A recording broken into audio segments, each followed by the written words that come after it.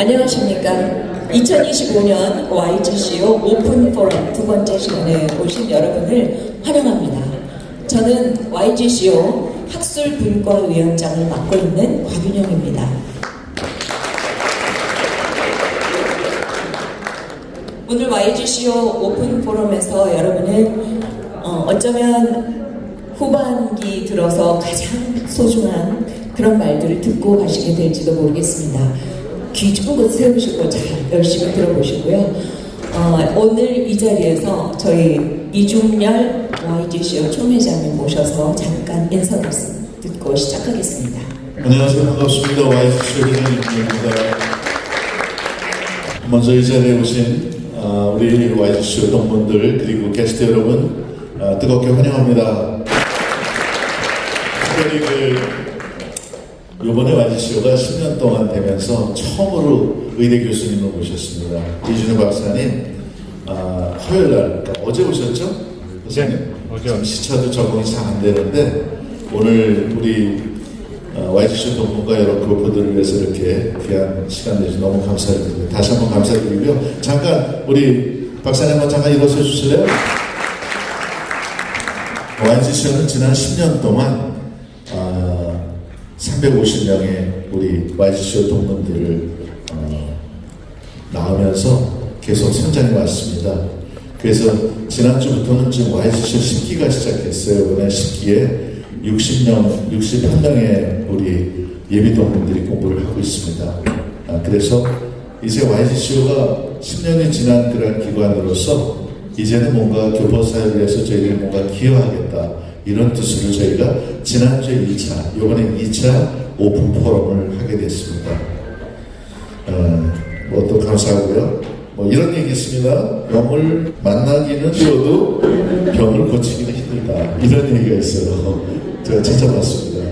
아마 우리가 미리 그 병을 예비해야 되지 않느냐. 이런 의미로 제가 받아들였는데 이번 강연은 이런 단순한 건강 정보 전달을 넘어서 우리가 일상 속에서 실천할 수 있는 건강한 관절을 위한 삶의 지혜를 나누는 매우 의미 있는 시간이라고 생각합니다.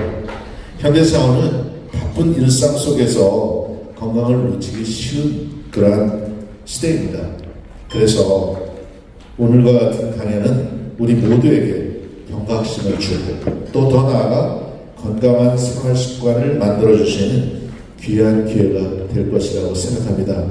오늘 이렇게 귀한 우리 이준우 박사님 오셨는데 특별히 오늘 삶의 활력을 위한 관절 다스리기 아닙니까? 저도 요즘 무릎 관절이 안 좋은데요. 연식이 돼서 그렇게 느끼는 분 많이 있으실 겁니다. 하여튼 이번 시간을 통해서 저희들이 삶의 지혜와 또 생활 습관을 통해서 오래오래 장수하는 그런 시간이 됐으면 좋겠고요. 특별히 자신의 건강을 돌아보고 실천할 수 있는 작은 변화들을 가져가시길 기대합니다. 다시 한번 귀한 강의를 준비하신 우리 이진우 박사님께 깊은 감사의 말씀을 드리며 강연이 큰 울림과 실천으로 이어지기를 진심으로 바랍니다. 감사합니다.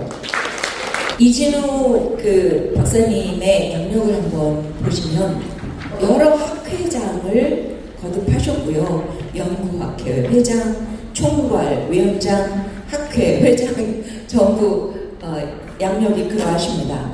그러나 중요한 것은 현재 대한의학회 회장님으로 계시고 2022년도에는 연세대학교 국제캠퍼스 부총장으로 역임하셨습니다.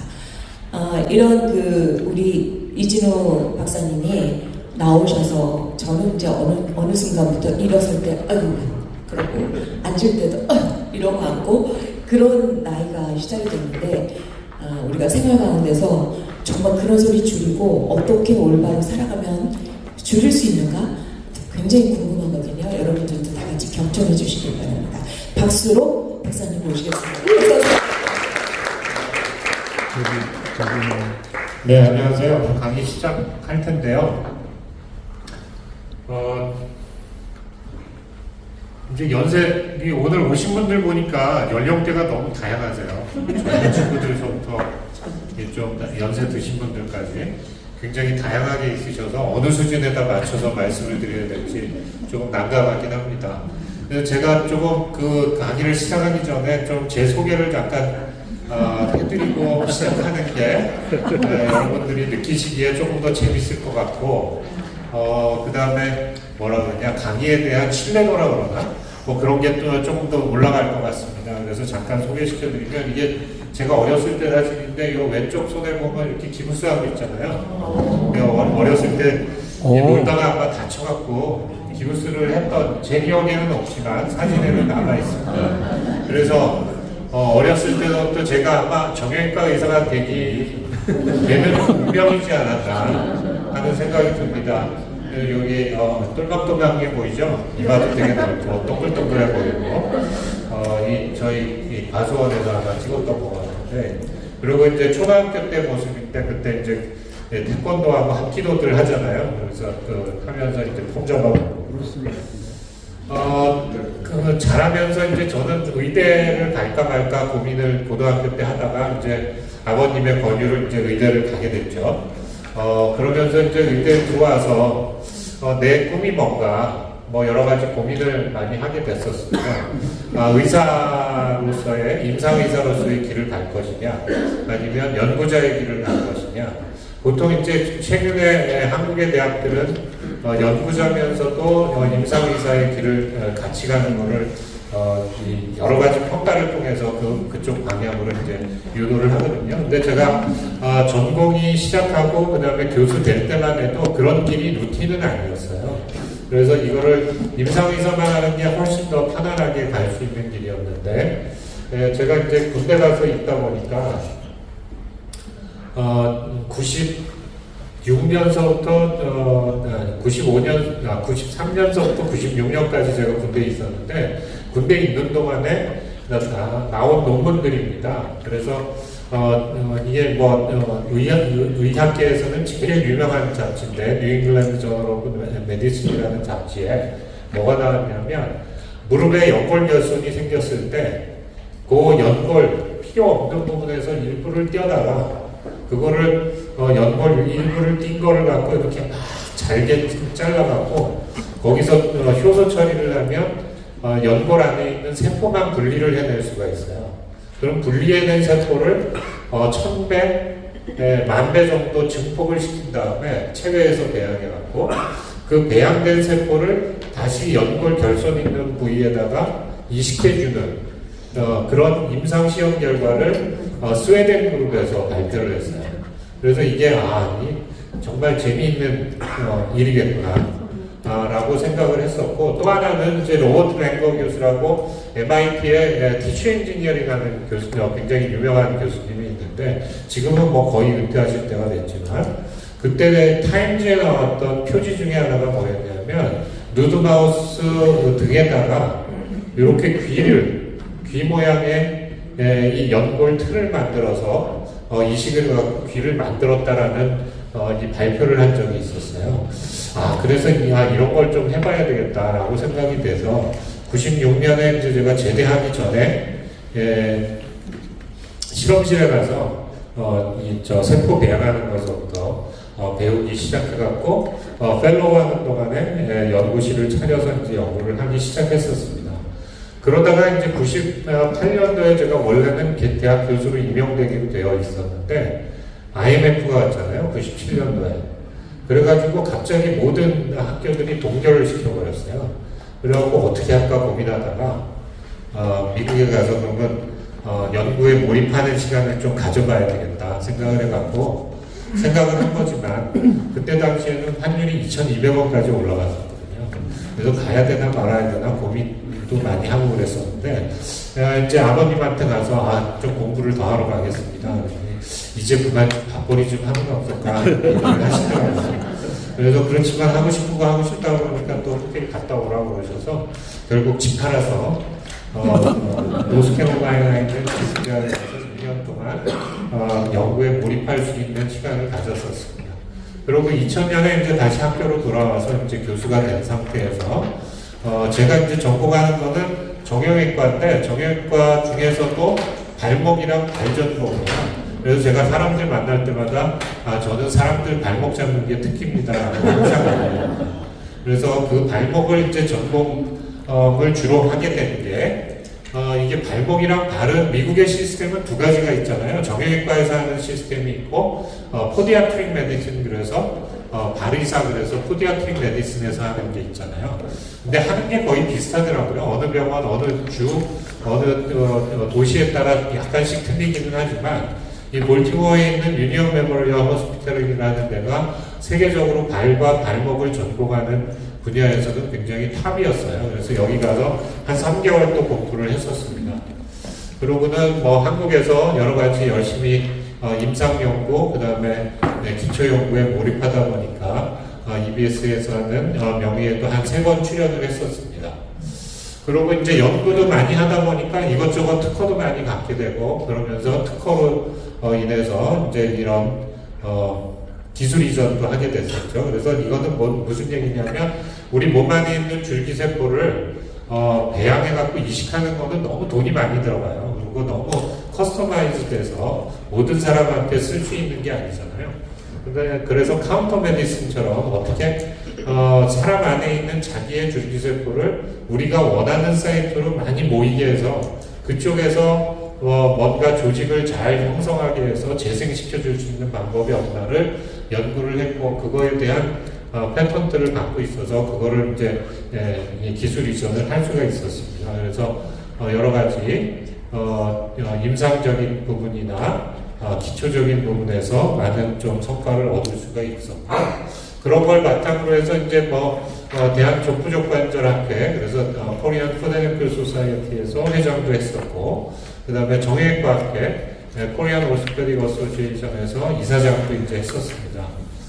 그리고 아까 소개시켜 주셨던 것처럼 연세대학교는 친촌에만 캠퍼스가 있는 게 아니라 송도에도 저희가 캠퍼스를 열었어요. 송도에 캠퍼스를 열었던 이유 중에 하나는 뭐냐면 우리 언더우드 박사님과 알렌성 교사님들이 다 인천을 통해서 대한민국의 땅에 1885년 그러니까 1884년에도 들어오셨고 1885년에도 들어오셨는데 인천이라는 땅을 통해서 우리나라의 서양의학과 서양 교육을 이제 전파를 시켜주셨거든요. 그래서 이렇게 지금까지 있는 그 세브란스 병원과 연세대학교가 우뚝 쓸 수 있는 계기가 마련됐었죠. 그래서 송도라는 인천 땅에다가 국제 캠퍼스를 만들고 이제는 이 한국을 발판으로 해서 세계로 나가야 되겠다라는 모토를 갖고 국제 캠퍼스를 이제 만들었었습니다. 그래서 거기 국제 캠퍼스에는 언더우드 인터내셔널 칼리지나 글로벌 인재대학이나 뭐 이런 것들을 통해서 여러 가지 일들을 많이 하고 있었고요. 거기서 제가 부총장으로 책임을 맡아서 2년간 일을 할 수가 있었습니다. 그리고 대한의학회 그러면 잘 모르실 거예요. 대한의사협회 그러면 잘 아실 테지만 이게 대한의학회는 뭐냐면 의학에 관련된 학회들의 총연합체입니다. 그래서 저희 대한의학회에는 194개 학회가 가입이 되어 있어요. 그 안에는 내과, 외과, 산부인과, 소아과, 정형외과뿐만 아니라 거기서 파생되는 모든 학회들이 다 관계되어 있고 전공이 지금 작년서부터 우리나라가 굉장히 큰 시련을 겪고 있는데요. 전공의들이 사직하고 나가는 바람에 이 종합병원들이 잘 안 돌아가게 됐고 그러면서 여러 가지 문제들이 발생을 했는데 그 전공의의 수련교육과 전문의를 배출시키는 전문의 교실을 주관하는 데가 대한의학회입니다. 그래서 사실은 제가 거기 회장을 작년 1월 중순서부터 맡았거든요. 그래서 의료 사태가 일어난 게 2월 6일입니다. 그래서 취임하자마자부터 시작해서 아직도 지금 하고 있고 제 임기가 내년 말까지여서 아마도 모든 일이 마무리된 다음에 제 임기가 맞춰지지 않을까 싶은데 지금 이제 다행히 전공의협회 회장이 바뀌면서 전공의들이 복귀하기로 이제 가닥을 잡고 있어서 이번 주에 사실은 정부와 굉장히 협상을 많이 해야 되는 시기입니다. 그래서 제가 수련협의체 회장도 같이 맡고 있기 때문에 그 일을 했어야 되는데 사실은 이 약속을 미리 해놨었기 때문에 하는 수 없이 여기 와서 지금 마음은 콩밭에 가 있는 상태입니다. 보도에서 많이 보셨겠지만 의대생들도 지금 돌아오겠다고는 했지만 여러 가지 내부 갈등 때문에 지금 여러 가지 현실적인 문제들이 해결이 안 된 상태고 전공의도 그런 상태에 있습니다. 그래서 여러분들도 전공의들과 학생들이 원래 자리로 빨리 돌아갈 수 있도록 기도 많이 부탁드리겠습니다. 그리고 제가 작년에는 세계 족부 족관절학회 회장을 이제 역임을 하면서 한국에서 세계 학회를 이제 주최를 해서 성대하게 이 발목과 발만 전공하는 세계의 5대륙의 의사들이 1,500명 정도 한국에 모여서 3일 동안 컨퍼런스를 했었습니다. 그래서 아주 성대하게 마쳤고요. 아마도 우리나라에서 다시 하려면 한 반백년은 있어야 되지 않을까 하는 생각이 있어서 저는 굉장히 기회가 좋지 않았나 하는 생각을 합니다. 제가 오늘 말씀드릴 내용에 이제 본격적으로 들어갈 텐데요. 우리 몸 안에 있는 관절들이 굉장히 여러 개죠. 그리고 정형외과에서 다루는 주된 학문이 이런 관절들을 다루는 겁니다.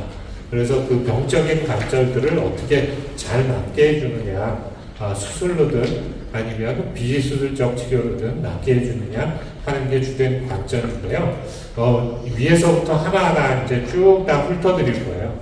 그래서 이 중에 해당되시는 분들도 있고 해당되지 않으시는 분들도 있고 앞으로 세월이 지나면서 갖게 되시는 분들도 있을 텐데요.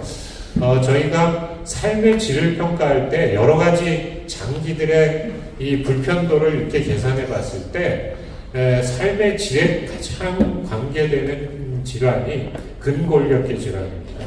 그래서 우리가 즐겁게 살려면 어디든지 자기가 원하는 데를 마음대로 갈 수 있고 마음대로 운동할 수 있고 그리고 움직일 수 있어야 되는데 특히 미국은 본인이 다 움직여갖고 뭘 해야 되잖아요. 한국에서처럼 누가 시중 들어주면서 다 이렇게 해주고 그럴 수 있는 시스템이 아니고 한국처럼 대중교통이 다 잘 돼 있는 것도 아니고 그래서 본인이 직접 운전하시고 움직이고 병원도 다니셔야 되고 그러실 텐데 그런 부분들을 평가해 봤을 때 이 관절 건강을 잘 유지하는 게 여러분들이 99세까지 편안하게 즐겁게 사는데 굉장히 중요한 부분입니다. 그래서 어깨서부터 말씀드리면 제가 사실 작년서부터 어깨가 되게 많이 아팠어요. 환자분들이 이렇게 많이 아픈지 몰랐거든요. 잠잘 때도 아프고 잠자고 일어나면 아프고 탕 속에 들어가 있으면 좀 나는데 나오자마자 아프고 어깨가 그런 겁니다. 근데 어깨는 이제 동결견 그래서 프로즌 숄더라고 얘기하는데 이거는 원인은 잘 몰라요. 그렇지만 50대 이후 그 전에 생길 수도 있고 나중에 생길 수도 있거든요. 제가 환감이 재작년에 지났으니까 저도 50 지난 지가 한참 됐는데 이제서야 이제 이 프로즌 숄더가 왔거든요. 이 프로즌 숄더는 어떤 원인인지 모르지만 관절이 유착되면서 아파지는 거예요. 그리고 관절도 안 움직이고 안 움직이는데 이 뒤로 돌아가는 게 안 되고 그 다음에 옆으로 올리는 게 안 되고 그 다음에 앞으로 올리는 게 안 돼요. 이렇게 해서 귀까지 딱 닿아야 되는데 저도 지금 잘 안 닿잖아요. 그 원인 모르게 안 되는 건데 되게 아파요. 그래서 이게 결국 이제 아프면은 병원 가서 치료받는데 치료받을 때 물리치료 받으면 잠깐 좋아지는 것 같다가 또 아파지거든요. 그래서 정형외과가 잘 될 수밖에 없어요. 앞으로 이제 4위를 오르시든 그다음에 하시든 정형외과 의사를 바꾸세요. 이게 1년을 갑니다. 어떤 치료를 해도. 그래서 치료를 좀 잘 받으면 조금 좋아지는 거, 조금 덜 아프면서 좋아진다는 뜻이고, 어쨌든 시간이 지나야 좋아진다는 거예요. 그렇지만 안 좋아지진 않아요.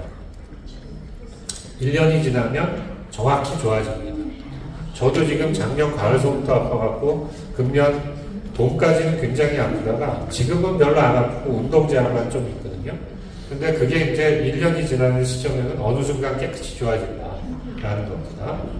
그래서 운동하는 방법은 이것처럼 지금 이제 제가 보여드리면 이렇게 앞에서 제가 최대한 이제 이렇게 구부려서 스트레칭을 열심히 하시는 게 굉장히 중요합니다. 그리고 이 안쪽으로 이 구부리는 근육을 강화시키는 게 굉장히 중요합니다. 이 교재에 다 나와 있으니까 그렇게 좀 보시면서 하시면 되는 것 같고요. 제가 강의는 조금 속도를 내서 빨리 하고 여러분들 궁금한 거에 대한 질문을 받아들이는 게 오히려 더 유익할 것 같아서 이런 슬라이드는 살짝 넘어가겠습니다. 그 다음에 이 프로진 숄더랑 그 다음에 이 임피지먼트 신드롬이라 그래서 충돌 증후군이라는 거, 그 다음에 나오는 회전근개 파열, 이거를 잘 감별 진단을 해놔야 돼요. 그래서 병원에 어깨가 아프실 때 꼭 병원에 가셔야 되는 이유는 감별 진단 때문에 그런 거예요. 그래서 감별 진단을 통해서 정형외과 의사가 프로진 숄더, 동결견이라고 얘기하면 그 다음서부터는 주구장창 스트레칭 운동하시면서 물리치료 열심히 하시면 좋아지는 병이고요. 임피지먼트 신드롬은 하나의 노화의 일종이에요. 그래서 이 회전근개 파열로 가기 전 단계라고 생각하시면 돼요. 그 상태에서 이렇게 이 팔 올릴 때마다 아픈데 원래 이 위에 이렇게 근육이 이 상완골, 퓨메러스를 눌러줘야 되거든요. 눌러줘야지 눌러진 상태에서 팔이 들리는 건데 이 위에 있는 뼈랑 경봉이라는 아크로미온이라는 뼈랑 상완골두랑 자꾸 부딪히게 되는 거예요. 이게 해부학적으로 그 다음에 원래 태어날 때 여기 뼈가 조금 더 튀어나와 있는 분들이 있어요. 그러면 조금 더 많이 부딪히겠죠. 그러면 들 때마다 이제 아픈 거고, 특히 이렇게 팔을 들었다가 인터널 로테이션 할 때, 내외전 할 때 아파집니다. 그래서 그런 부분들은 이제 잘 보셔야 되고, 이 임피지먼트 신드롬은 리버서블한 가역적인 병인데, 이게 이제 오래돼서 회전근개 파열이 이렇게 여기가 파열이 되어버리면 그 다음에 일리버서블한 단계로 빠지는 거예요.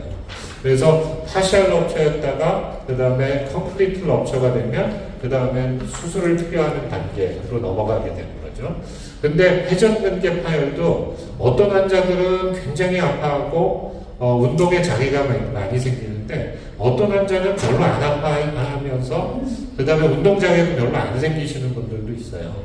그렇지만 이 회전근개라는 게 4개의 근육이 모여진 하나의 힘줄의 연합체인데 그 중에 2개 이상 파열되거나 앞쪽에 있는 서브스퀘어 필라리스라는 견갑 하근이라는 이 힘줄에 파열이 생기면 여러분들이 화장실 가서 이제 이런 얘기해서 죄송하지만 밑 닦을 때 힘이 안 들어가요. 그러면 이 퍼스널 하이진이 안 좋아지잖아요. 그렇게까지 되기 전에 하시는 게 좋은 겁니다. 그래서 이 회전근개 파열 같은 경우에는 뭐 여러 가지 땡겨서 꼬매는 방법들이 여러 가지 나와 있어요. 그리고 정확하게 진단하기 위해서는 결국 MRI를 찍어서 파열이 됐는지 안 됐는지, 4개의 근육 중 몇 개가 파열됐는지, 그 다음에 파열의 정도가 어떤지를 봐서 수술 결정을 해야 되고요. 수술을 하게 되더라도 재파열되는 경우가 꽤 있습니다. 그래서 그런 경우도 이제 잘 보셔야 되고, 여러분들 주변에 어깨 수술하신 분들 분명히 있을 거예요. 어깨 수술하신 분들 보면 의사들은 되게 쉽게 생각하죠. 수술 그냥 하세요. 그러고 좋아질 겁니다. 얘기하는데 대개 보면 6개월 이상 되게 고생하시더라고요. 그래서 이렇게 관절 내시경으로 보면서 꼬매는 방법도 있고, 옛날에는 다 열어서 꼬맸는데 요새는 관절 내시경 보면서 꼬매는 방법으로 다 발전돼가고 있는 상태입니다. 이 어깨 근육 강화 운동하는 거 보시는 것처럼 인터널 로테이션 하는 근육을 강화시키는 거예요. 이게 세라밴드라는 건데, 이게 뭐 아마 손쉽게 몇천 원이 아니라 달러로 하면 한 자리 숫자 달러면 살 수 있을 거예요. 그리고 이 강도에 따라서 색깔이 달라지거든요. 그거에 맞춰서 저희가 구매하셔서 이런 식으로 이제 운동하고 이런 식으로 익스터널 로테이션 하는 근육도 운동하시면 훨씬 더 도움이 잘 되실 겁니다. 그 다음에 테니스 엘보라는 거 있죠. 옛날에는 이제 테니스 많이 칠 때 생긴다 그래서 테니스 엘보라고 했어요. 특히 백핸드 할 때. 그래서 여기 웨츠, 팔꿈치의 웨츠. 그래서 이 손목을 익스텐션하는 근육에 기시부에 자꾸 이렇게 마이크로 테어가 생겼다가 인플라메이션이 생겼다가 나아지고, 그게 반복되면서 여기 힘줄이 변하게 되는 거예요. 우리가 고기 먹을 때 보면 떡심 보면 이렇게 줄이 쭉쭉 가 있잖아요. 그게 정상적인 힘줄의 모양이거든요. 근데 이런 테니스 엘보가 생겨서 이 텐던에 변성이 생기면 그게 이 힘줄이 안 보이고 뭉뚱그려서 허해진 것처럼 보여요.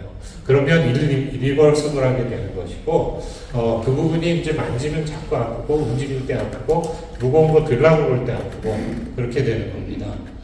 이게 보통 테니스 엘보 때 많이 생긴다고 해서 테니스 엘보라고 붙였지만 요새는 골프 치시는 분들한테도 많이 옵니다.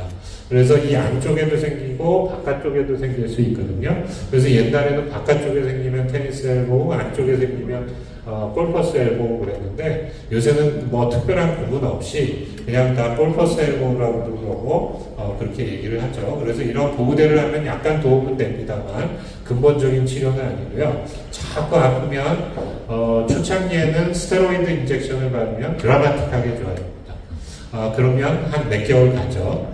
그거랑 상관없이 열심히 또 막 쓰시면 또 아파지죠. 그때는 이제 뭐 수술을 한다거나 다른 방법으로 체외 충격파, 그래서 콩팥에 있는 돌 깨는 기계를 조금 로우 에너지로 만들어서 이런 이 근육과 뼈가 붙는 자리에 생기는 염증에 많이 쓰거든요. 그래서 이런 테니스 엘보나 그 다음에 이따가 나올 족저근막염, 플란타 파시아이티스 이런 거일 때 체외 충격파 치료를 해주면 그래도 어느 정도 좋아진다는 에비던스가 있습니다. 그래서 이렇게 이거는 여기 바깥쪽은 익스텐서 근육이기 때문에 이걸 손목을 위로 올리는 근육이기 때문에 이 아래로 스트레칭 해주는 운동을 해야 되고요.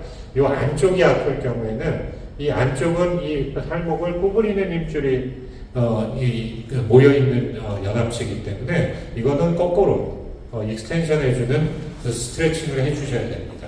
그래서 그런 식으로 이제 교재 보시면서 연습하시면 될 것 같고요.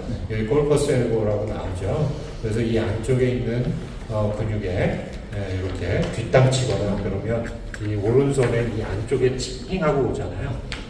그러면 그렇게 아플 수 있기 때문에 이렇게 익스텐서를 스트레칭 해주는 그런 운동을 평소에 많이 해줘야 됩니다. 이게 한국에서 골프 치시면 그 캐디 언니들이 저기 골프 치기 시작하기 전에 이런 이 운동을 시켜주잖아요. 근데 미국에서는 안 하니까 캐디가 없고 일단 그러니까 여러분들이 자체적으로 알아서 다 잘 풀어주는 운동하시고 운동하시기 바랍니다. 그 다음에 뭐 이렇게 물 생기는 점액감염 같은 건 이것도 원인 없이 생기거든요. 그래서 이 옛날에는 다 이렇게 째갖고 수술하기도 하고 이 안에 주사기 넣어서 물만 뽑아내기도 하고 물 뽑아내고 그 안에다가 스테로이드 주사들 넣어주기도 하고 그러는데 문제는 재발을 굉장히 잘해요.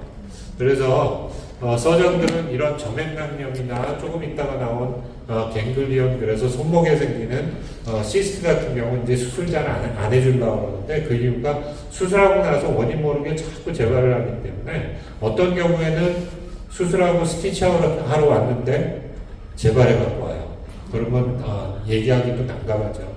근데 하여간 요새는 이제 요 안에 스클레로징 에이전트, 그래서 뭐 여러 가지 약들이 나온 게 있는데 그 약들을 물을 빼고 집어넣어주면 그 안에서 인플라메이션이 생기면서 서로 붙어갖고 재발 안 되게 치료되는 경우가 또 꽤 있습니다. 그래서 많이 불편하시면 병원에서 꼭 상담해 주시면 될 것 같고요.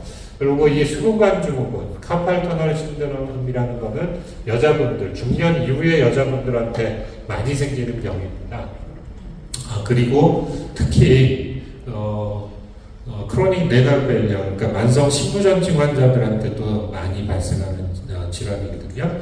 이거는 뭐냐면 손목의 가운데로 지나가는 미디안 너브라는 정중신경이 있는데 그 신경이 여기 인대에 의해서 꽉 눌려서 생기는 병이에요. 여기서 꽉 눌려가지고 여기가 신경의 마비 증상이 오는데 여러분들 엄지손가락 이렇게 펴보세요. 그러면 요 엄지손가락 아래 근육이 두툼해야 됩니다. 만져보세요. 이게 두툼한 게 정상인데 이 환자들은 이 근육이 말라버려요. 그러면 이 근육이 안 만져지거든요. 그러면 무슨 일이 있냐면 설거지하고 그럴 때 자꾸 접시를 놓치게 돼요. 힘이 없으니까. 이 핀칭 힘이 없어지거든요. 젓가락 드는 힘도 없어지고. 그래서 옛날에 노래 가사 중에 젖은 손이 애처럼 어쩌고 저쩌고 노래 있잖아요. 그래서 그 파트너의 손을 좀 자주 좀 만져보셔야 됩니다. 그래서 요 엄지 손가락 밑에 근육이 두툼하게 잘 형성되어 있는지 잘 만져보시고, 요게 조금이라도 말라 있는 것 같다. 양쪽 비교해 보시면 되거든요. 그래서 한쪽이라도 조금 말라 있다 그러면 이런 수분관 증후군일 가능성이 있다라는 거고, 요거는 요 세 가지 손가락에 이 힘이 없어지는 거예요. 이 핀칭 파워가 줄어들어요. 그러니까 그런 것들 보시면 되고, 요거는 수술을 하면 또 드라마틱하게 좋아집니다. 요 위에 지나가는 요 힘줄만 아주 간단하게 잘라줘도 굉장히 드라마틱하게 좋아지거든요. 근데 단지 그 신부전증이 있으신 분들은 재발을 잘하기 때문에 수술을 해도 결과가 별로 안 좋을 수는 있습니다. 그래서 그런 것들만 좀 보시면 될 것 같고요. 그 다음에 손목에 이렇게 볼록 튀어나오는 병이 생길 수 있는데, 이거는 갱글리온, 그래서 결절종이라는 건데, 대개의 경우 관절이랑 연결이 돼 있어요. 그래서 커졌다 작아졌다 하죠. 많이 쓰면 커졌다가 적게 쓰면 줄어들어요. 꽉 누르면 터지기도 합니다. 그런데 제일 좋은 치료는 터뜨리는 거예요. 터지고 나면 재발 확률이 줄어듭니다. 근데 그렇게 해도 안 터지고 계속 주변에 있는 신경이랑 혈관을 누르면 증상이 발생하게 되죠.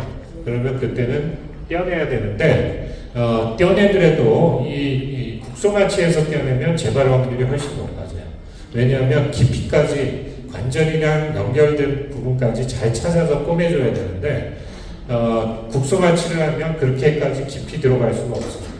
그래서 꼭 전신마취하고 하는 게 재발률을 낮출 수 있다, 그렇게 얘기하지만 재발할 확률은 한 10에서 15%를 얘기를 하고 있거든요. 그래서 굉장히 재발을 잘할 수 있다, 그렇게 알고 계시면 되고, 이 손목에만 생기는 게 아니라 관절이 있는 부분 어디에도 생길 수 있습니다. 발가락에도 생기고, 발등에도 생기고, 발목에도 생기고, 여러 군데 다 생길 수 있어요. 예. 그 다음에 이제 상지는 대강 다 훑었고요. 그 다음에 넘어가야 될 게 허리입니다. 여기서 허리 안 아파 보신 분 있으세요? 젊은 사람들 빼놓고? 그게 다 조금씩은 아파 보셨을 텐데. 허리 아파 보신 분들 손 들어보세요. 예. 되게 많으시잖아요. 저도 아파요. 저는 이제 원래 앵킬로징 스폰딜라이티스에서 강직성 척추염이 조금 있거든요. 그래서 그것 때문에 꽤 많이 아프고, 그런데 이런 척추의 모양은 목, 등, 허리, 엉치, 꼬리 이렇게 여기 로도시스가 있고 카이포시스가 있고 다시 로도시스가 있고 카이포시스가 있고, 그래서 요 중심이 딱 맞아 있어야 돼요. 근데 이제 연세 드시면서 자꾸 이렇게 구부러지죠. 예? 그 이유는 이제 나오는 것처럼 여러 가지 설명을 이제 드릴 거고요. 여러 가지 이제 척추에 관련돼서는 하도들 백사공들이 많아요. 척추는 한 번 수술하면 망치니까 손대지 말아서 없고, 운동하면 나아지니까 병원 가서 괜히 주사 맞지 말아요. 그 다음에 어떤 분들은 빨리 가서 수술하는 게 낫다, 여러 가지 얘기들 많이 하죠. 그래서 운동하면 안 되고, 그러다가 마비 온다, 척추 질환은 관리만 잘하면 된다, 허리나 목에 통증이 있으면 디스크다, 그러니까 디스크 치료 잘 받아라, 디스크가 터졌으면 무조건 수술해야 된다, 반신불수가 한번 수술해서 손대어서 망가지면 그 다음에 남자 구실을 못한다더라, 여러 가지 얘기들 많이 하잖아요. 병원에서 주는 거는 진통제니까 먹지 말고 한의원 가서 침 맞아라, 근본을 치료해야 된다, 이거 다 불합니다. 침 마사지, 그 다음에 카이로프랙팅 이런 거 하라고 얘기하는데, 그런 것들도 그때 틀려요, 문제는. 예? 그래서 항상 정확하게 진단받는 게 중요하다는 겁니다. 척추가 아프고 허리가 아프다는 거, 그 증상은 허리가 아프다는 말로 한마디로 표현되지만 그 원인은 굉장히 여러 가지예요. 그래서 그 원인에 맞게 치료를 받으셔야 되지, 그렇지 않으면 괜히 헛돈만 쓰시는 경우가 많다, 이렇게 말씀드릴 수 있고, 척추에서 원인을 아는 경우는 몇 가지 없어요. 이렇게 디스크 질환, 그 다음에 척추관 협착증, 그래서 척수가 내려가는 관이 좁아져서 생기는 질환, 그 다음에 척추측만증, 어린애들, 그러니까 청소년기 애들한테 생겨서 나이 들면서 이제 허리가 휘는 거, 그 다음에 척추 전방전이증, 그래서 척추가 앞으로 쭉 튀어나와서 뒤에 있는 척수신경이 눌려서 증상이 발생하는 거, 여러 가지. 이렇게 진단이 정확히 되면 그래도 치료하기가 괜찮습니다. 그렇지만 대개의 경우는 이런 원인이 있어도 이 원인과 증상이 코릴레이션 안 되는 경우가 많아요. 제가 작년 가을에 골프 치러 왔는데 바지 갈아입는데 이 다리가 안 들리더라고요, 잘. 그래서 이게 왜 안 들릴까? 그렇게 생각하다가 한 달 정도를 그냥 지냈어요. 그랬는데 아무래도 조금 힘도 없고 이상해서 이제 척추하는 우리 후배 이 교수한테 야 이거 이 척추는 아닌 것 같은데 왜 이게 다리가 안 들리냐? 그랬더니 저희가 이제 배울 때는 척추에 있는 신경 L4, 5, 요추 신경 4번째, 5번째가 눌리면 주로 발목이 안 움직이는 거였거든요. 그리고 발목이 안 움직이거나 위에 있는 무릎 있는 데 영향이 있는 거지 이 고관절이 안 들리는 건 아니었어요. 그래서 그랬더니 아무래도 이상하다고 MRI를 찍어보자 그래서 봤더니 L5 그러니까 5번째 요추에 신경이 오른쪽으로 나가는 신경길에서만 딱 눌려 있는 거예요. 그래서 거기다가 이제 스테로이드 주사를 한번 블럭을 한번 했거든요. 그랬더니 하자마자 이게 아무 이상 없이 들리더라고요. 그래서 교과서에서 배우는 이 병의 상태와 환자의 상태가 항상 코릴레이션하지가 않아요. 그래서 정형외과 질환의 가장 큰 특징 중에 하나가 MRI랑 CT에서 보이는 영상학적 에비던스와 환자가 갖고 있는 증상이랑 항상 일치하지가 않아요. 그래서 굉장히 힘든 거거든요. 그래서 여러 가지 치료를 같이 해봐야 된다. 이 말씀 드리는 거고. 그래서 20대 때는 이렇게 꼿꼿이 있죠. 그래서 몸의 중심이, 머리의 중심이, 허리의 중심에 딱 떨어집니다. 그러다가 연세가 드실수록 이게 디스크 하이트가 줄어들고, 키도 줄어들고, 키도 제가 젊었을 때는 1m 79였거든요. 그래서 금년 초에 건강검진하면서 키 재봤더니 76이에요. 3cm가 줄었어요. 그러니까 참 이렇게 되는 게 세월의 힘입니다. 그래서 보면 이게 이제 정상적인 디스크, 그 다음에 정상적인 척추 파세 조인트, 그래서 후관절이라고 얘기하는데 이게 이렇게 있어야 되는데 연세가 드시면서 디스크 하이트가 줄어들면 이 파세 조인트도 같이 따라서 줄어들면서 압력을 많이 받기 때문에 여기에 관절염이 또 오는 겁니다. 그래서 아픈 원인이 이거일 수도 있고 이거일 수도 있고 그 다음에 이렇게 크게 이 공간이 있잖아요. 일루에서 신경이 빠져나오게 돼 있는데 이 하이트가 줄어들고 여기가 관절염이 생기면서 뼈가 생기면 가는 길이 좁아지겠죠. 그러면서 그 신경이 눌리는 거예요. 그래서 여러 가지 원인에 의해서 아플 수 있다. 같은 질환이라도. 그래서 그런 것들을 진단을 잘 해봐야 되고 항상 교과서랑 일치하는 게 아니기 때문에 의사의 경험이 또 굉장히 중요한 겁니다. 그래서 요통, 허리 통증 단순하지가 않고 여러 가지 원인이 있고 기능 회복이 중요하고 관리와 예방이 중요하다. 그래서 이런 여러 가지 해부학 구조가 같이 복합되어 있다. 그래서 여러 가지 원인에 의해서 발생할 수 있고 근육도 이렇게 여러 가지가 다 관계되어 있기 때문에 근육 오리진의 통증도 있습니다. 그래서 그런 것들이 다 관계한다. 이렇게 그러면 누구나 다 허리, 척추 관리만 잘하면 안 생기냐? 그렇지는 않아요. 이 관리만 잘한다고 안 생기면 얼마나 좋겠어요. 그렇지만 유전적인 요인도 있고 노화의 한 과정이기도 하고 그렇기 때문에 아무리 잘 관리를 해도 아플 수밖에 없는 게 허리다. 그렇지만 잘 관리해서 허리 주변에 있는 근육을 잘 강화시켜 놓으면 요새 시샘말로 코어 근육 그러죠.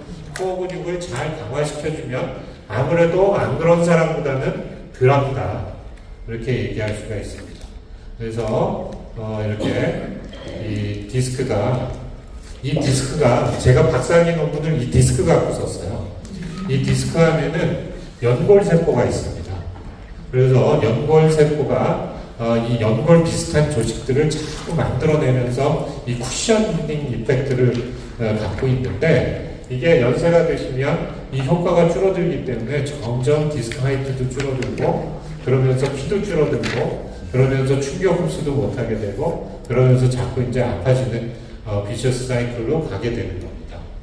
그리고 이 주변에 우리가 감자탕집 가서 이 관절, 뼈 해장국 먹으면서 뜯어보면 얼마나 그 주변에 붙어있는 인대랑 뼈들이 그 근육들이 많습니까? 그것처럼 이 주변에 있는 인대랑 근육 때문에 또 많이 아플 수가 있어요. 그래서 그런 것들을 잘 관리해줘야 된다라는 거죠. 그래서 아까 말씀드렸듯이 여기 중간에 구멍이 있다고 그랬잖아요. 여기 신경이 이렇게 지나가는데 여기서 꽉 눌려버리면 그것 때문에 감각이 둔하고 그 다음에 힘이 약해지고 그쪽 한쪽으로만 아파지게 되는 거예요. 그리고 이 척추 요 가운데 있는 게 이제 척수신경인데, 이 리가멘트 플레범, 그래서 황색인대라고 그러는 게 있는데, 이 황색인대가 연세 드시면서 되게 두꺼워져요. 그러면 요 가운데 지나가는 신경이 자연히 눌리겠죠. 이게 평상시에는 아무 증상이 없다가 어느 정도 걸으면 엉덩이서부터 다리 밑으로 뭐가 빠진 것처럼 아파져요.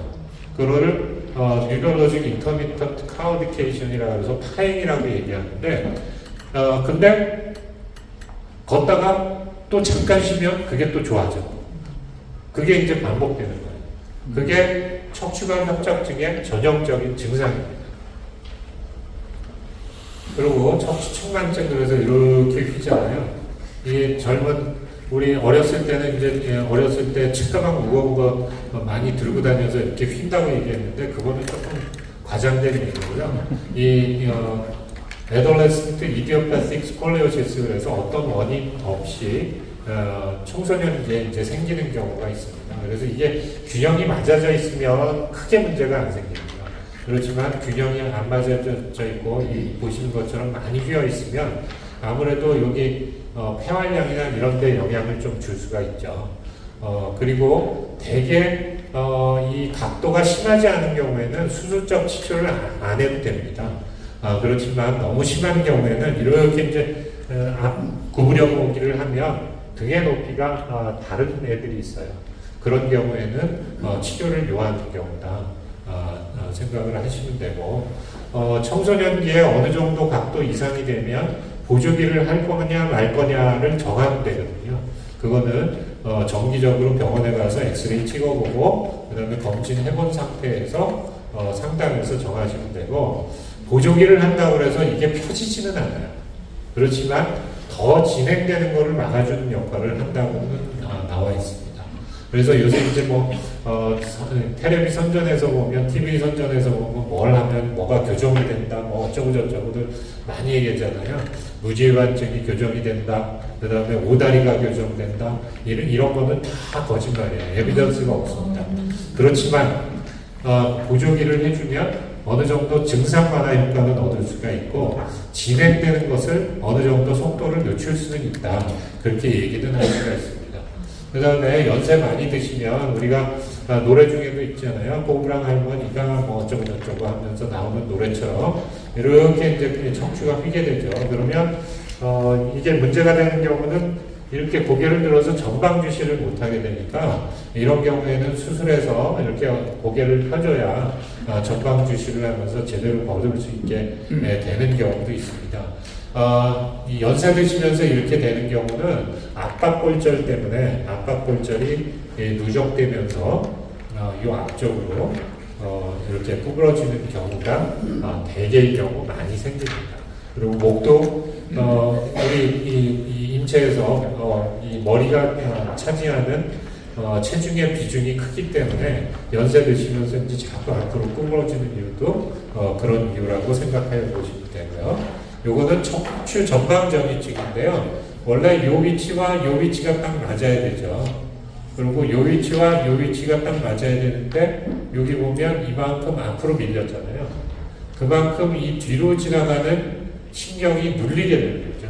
그래서 그런 것들 때문에 이 원인은 척추의 불안정성도 발생하고, 그 다음에 척추관 협착증도 발생하고, 그렇기 때문에 이게 이제 증상이 심하면 이 앞쪽에서 유압수를 하든 뒤쪽에서 유압수를 하든 움직이지 않게 더 이상 밀려나지 않게 수술해주는 치료를 이제 하게 되는 겁니다.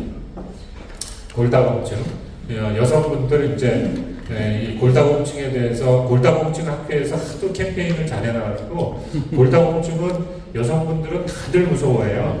그래서 어떻게 하면 골다공증 안 되냐고 이제 얘기하시는데 골다공증은 증상이 없어요. 골다공증이 제일 무서운 이유는 골절이 되는 겁니다.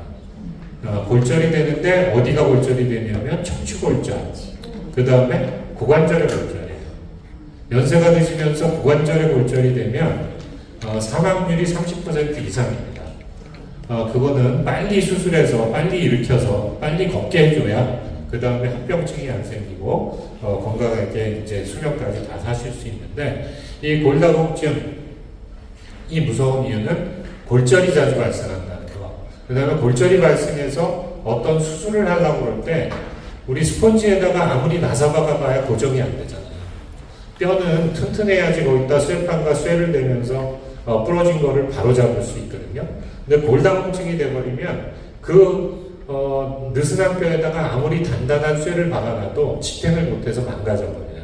그러니까 골다공증은 미리 예방하는 게 중요한데 지금 여기 계신 이 대부분의 중년 이상의 여성분들은 이미 골다공증 프로세스에 들어갔다고 보시면 돼요. 우리가 항상 얘기할 때 픽 본매스 그래서 20대 때 얼마만큼의 본매스를 갖느냐가 제일 중요한 겁니다.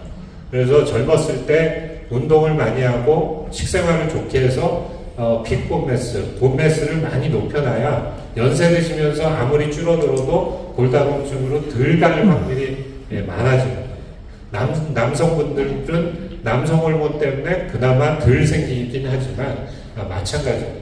연세 드시면서 골다공증은 생길 수밖에 없는 거고 본로스는 그 본로스를 이 최소한으로 줄이려면 젊었을 때 많이 만들어 놓는 게 제일 중요하다라는 말씀을 드리는 거고요. 이렇게 척추 골절되면 이렇게 쭈그러들죠. 압박골절이라고 그래요. 옛날에는 압박골절 오면 그냥 뉘어놨어요.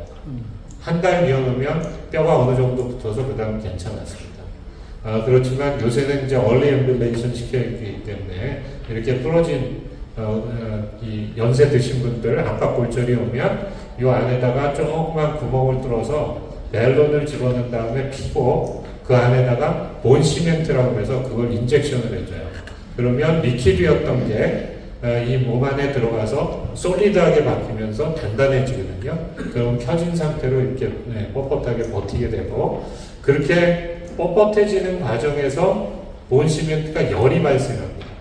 열이 발생하면서 그 주변에 있는 신경을 어느 정도 커트리제이션 그래서 좀 죽이죠. 그래서 통증 자체도 드라마틱하게 많이 감소를 합니다. 그래서 연세 드신 분들 압박골절이 왔다 그러면 그거 그냥 주저하지 마시고 빨리 병원 가서 진단 받으시고 그 다음에 시멘토플라스티라고 그러는데 그런 시술을 받으면 훨씬 빨리 좋아지실 수 있으니까 그렇게 하시는 게 좋을 텐데 미국의 시스템은 어떤지는 잘 모르겠어요. 한국에서는 바로 전화해서 바로 가면 그 다음날 바로 시술할 수 있고 그런 아주 굉장히 좋은 시스템이 돼 있는데 작년에 정부에서 의대 2,000명 갑자기 무지막지한 지원을 발표하면서 지금 엉망이 돼버리는 상태죠. 그래서 빨리 복원됐으면 좋겠습니다. 이거 보시면 이렇게 수액 탈출증 그래서 디스크예요. 디스크가 이 약한 부분을 통해서 이렇게 튀어나오죠. 튀어나와서 럽처됐다고 표현하는데 이게 신경을 누르면 신경 증상이 이제 발생하는 거거든요. 이렇게 럽처되면 오히려 치료하기가 쉽습니다.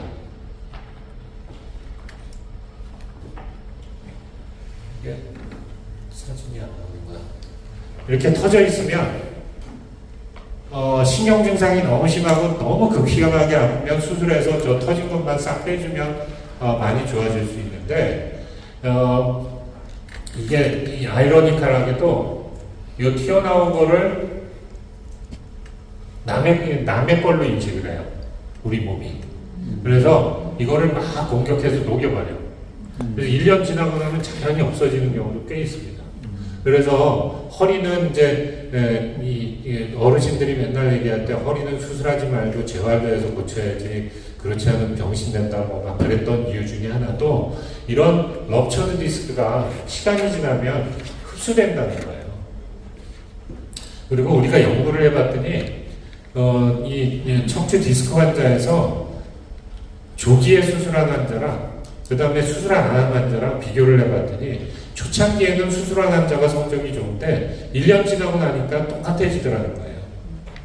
그러니까 신경 증상이 있거나 어떤 마비 증상이 있으면 수술해야 되지만 그렇지 않으면 컨서버티브 트리트먼트를 해도 크게 상관이 없다라는 것을 저희가 알게 된 거죠. 네?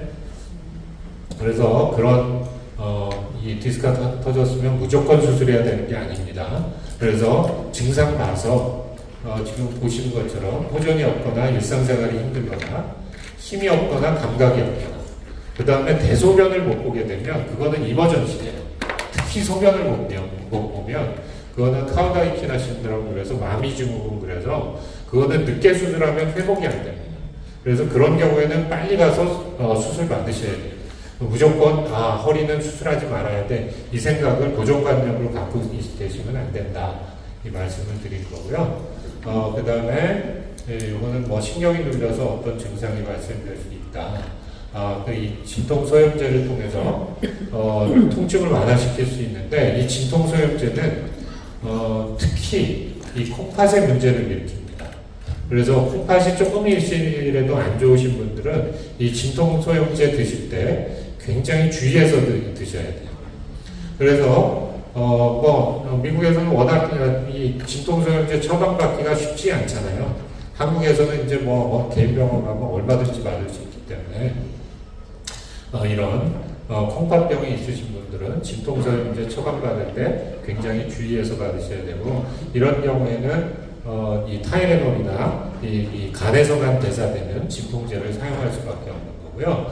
이게 물리적으로 눌리는 것도 있지만 케미컬 인플라메이션이 유발되기 때문에 이 진통소염제를 통해서 통증 조절해 주는 것 자체도 치료에 굉장한 도움이 되는 거예요.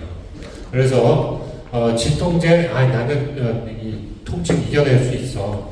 그러니까 이거 안 먹고도 얼마든지 치료할 수 있다 이렇게 생각하시면 굉장히 우둔한 겁니다. 그래서 제가 미국에 듀크에 공부하러 갔을 때 그 의사들이 항상 벤치 붙이고 있던 게 뭐였냐면 힐링 위다웃 페인이었어요.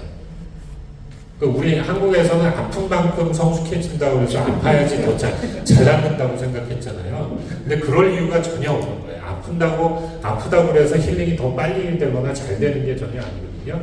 그래서 힐링 위다웃 페인이라는 모토를 보고 저는 그때 굉장히 감명받았던 기억이 납니다. 그 다음에 침 마사지, 척추 교정, 근본적 풀어주는 게 좋다. 어느 정도는 역할합니다. 평상시에는. 그렇지만 정확한 원인을 찾아서 그거에 대해서 진단을 받는 게 중요합니다. 제가 금년서, 그러니까 프로즌 숄더 오면서부터 필라테스 이런 거를 해보기 시작했거든요. 그 전까지는 저도 열심히 일하고 공부하느라고 저한테 투자하는 시간이 전혀 없었어요. 그래서 그런 시간을 전혀 안 가졌었는데 어깨 아프고 허리 아프고 막 이러다 보니까 필라테스 하게 됐는데 필라테스 해보니까 좋긴 좋은데 너무 힘들더라고요. 해보니까 막 땀이 삐질삐질 나면서 그러니까 나중 되니까 잘 안 가려고 그러는데 하고 나면 좋은데 그러다 보니까 그 다음에 찾은 방법이 뭐냐면 미국에도 포퓰러하게 있는지 모르겠는데 어시스트 스트레치라고 하는 프로그램이 있더라고요.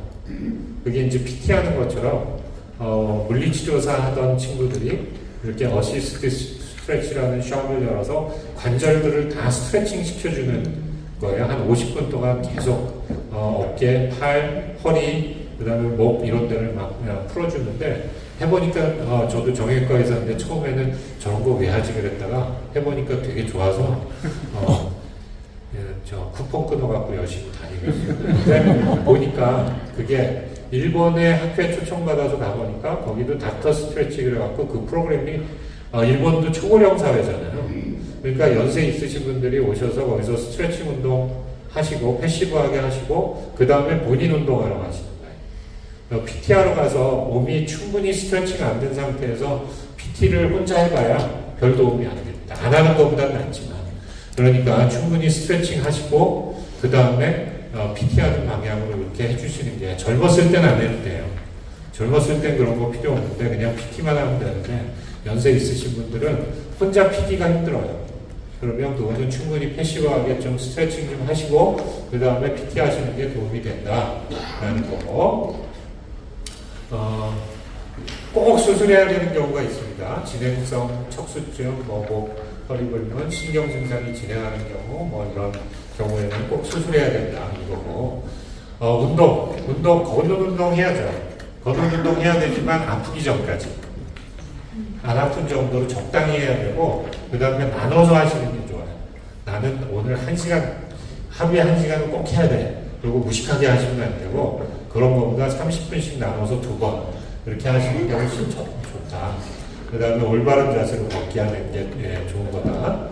여기 뭐 다 나와 있으니까 그거는 참고하시기 바라고요. 그 다음에 에어로빅 헬스, 심하지 않은 경우에 유연성이나 근육 생기게 하는 데 좋다. 그러니까 하는 거 좋은데 본인이 아직도 젊었다고 생각하고 젊은 수준에 맞추려고 노력하시면 안 됩니다.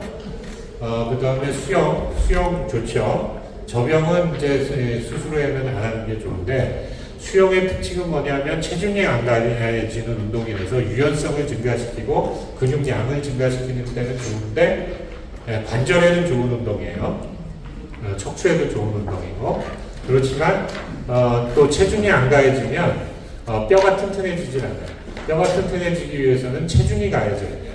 그래서 그런 거를 양쪽을 한 가지만 하시면 안 되고 여러 가지를 다 같이 밸런스 있게 하셔야 된다라는 거고, 테니스, 배드민턴, 탁구, 이걸 비거러스하게 하는 거 컴페티티브 스포츠라고 얘기하는데, 이거는 피하시는 게 좋긴 하지만 재밌으시면 적당한 정도에서 해라. 그래야지 젊었을 때처럼 너무 무리하게 하지 마라라는 겁니다. 골프 재밌잖아요. 누가 그러더라고요. 앉아서 하는 운동은 마작이 제일 재밌고 서서 하는 운동은 골프가 제일 재밌다. 우리 스승님께서 하신 얘기. 나가면 한 4시간 아주 즐겁게 보낼 수 있잖아요. 물론 공이 안 맞으면 기분이 나쁘기도 하지만 그래도 4시간 즐겁게 보낼 수 있는 운동이기 때문에, 허리 자체는 골프가 그렇게 썩 좋은 운동은 아니에요. 그렇지만 즐겁게 지낼 수 있다면 여러 가지 면에서 하시는 것을 이렇게 그거 하지는 않습니다. 등산, 자전거, 평소에는 오케이지만 요통이 심할 때는 하지 마라 라는 거고요. 그 다음에 허리, 근육, 유연성 강화 운동 여기 많이 나와 있습니다. 프로토콜에 다 나와 있어요. 앞에 복근 운동, 뒤에 있는 신전근 운동, 이 보시는 것처럼 돛단배의 앞줄과 뒷줄이라고 생각하시면 되니까, 앞에 복근과 뒤에 신전근을 균형 있게 발전시키는 게 중요하다라는 얘기고, 그 발전시키는 방법들 여기 자세히 이렇게 다 그림 그려서 해놨으니까 이거 보시면서 하시는 게 좋습니다. 그렇지만 이게 해보면 재미가 없어요. 그래서 다들 잘 안 돼요. 그렇지만 꼭 필요하니까 하셔야 돼요. 그래서 의사들이 환자 만나서 아이씨 이게 왜 안 좋아져요? 그러면 운동하셨어요? 물어보면 되게 다 못했다고 얘기해요. 거 봐요, 운동 안 해서 그래. 열심히 하세요. 그러는데 저도 해보니까 이게 재미가 없어. 그러니까 잘 안 하게 되더라고요. 그렇지만 연세 드실수록 이런 근육 스트레칭 운동서부터 이 근육 강화 운동 중요합니다. 근육은 한번 빠지기는 굉장히 쉬워요. 그렇지만 다시 빌드업 하기는 너무나 어려운 게 근육입니다. 그리고 여러분들이 마지막에 결국 제일 중요한 거는 근육이에요. 근육의 위축증이 오면 그 다음서부터는 못 걷게 되죠. 못 걷게 되면 그 다음에 그거에 따른 합병증들이 너무나 많이 생깁니다. 폐영처부터 그 다음에 욕창 이런 것들 너무나 많이 생기고, 우울증 이런 거 생기기 때문에 그 전까지 열심히 근육량을 키워놓는 게 중요하다. 이 근육 만드는 방법 여러 가지 이제 많이 표시를 해놨습니다. 스트레칭 운동 평소에 열심히 하시는 게 좋다. 이것 쭉 말씀드렸고요. 그 다음에 스트레스 발언, 이거 뭐 항상 하는 얘기죠. 그래서 건강을 위해서는 의사가 하라는 대로는 해도 의사가 하는 대로는 하지 말라고 얘기합니다. 의사들은 자기네들 그렇게 막 얘기해놓고 술 엄청 마셔도 되고 담배 엄청 펴도 되고 그 다음에 운동 안 하고 스트레스는 또 엄청 받고 그러고 살고 있거든요. 그것처럼 여기 보시는 것처럼 스트레스 과로, 바른 자세, 다이어트, 술, 담배, 운동 이렇게 잘 유지해라. 이 돈 닦는 거예요. 이제. 제가 해보니까 저도 제가 40대 때 글라우코마가 아니라 우베아이티스가 있어가지고 그거 치료받다 보니까 술 먹지 마라, 스트레스 받지 마라 뭐 그러더라고요. 근데 뭐 40대 때 한참 일할 나이에 술 안 먹을 수 없고 스트레스 안 받을 수 없고 그러잖아요. 그래서 6개월을 진짜 술도 안 먹어보고 일찍 집에 가고 막 그래봤더니 재미가 없어. 인생을 사는 재미가 없더라고요. 그래서 다시 술도 먹고 사람도 만나고 그러고 보니까 또 사는 것 같은데 건강은 안 좋아.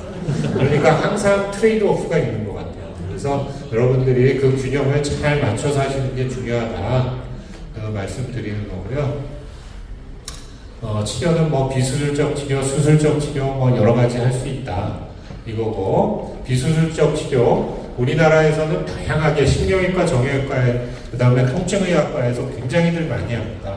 그리고 이게 발달된 이유 중에 하나는 우리나라는 퍼블릭 인슈어런스에 의해서 모든 가격이 다 정부가 통제를 하잖아요. 그러니까 수입을 창출해낼 수 있는 방법은 비보험밖에 없었어요.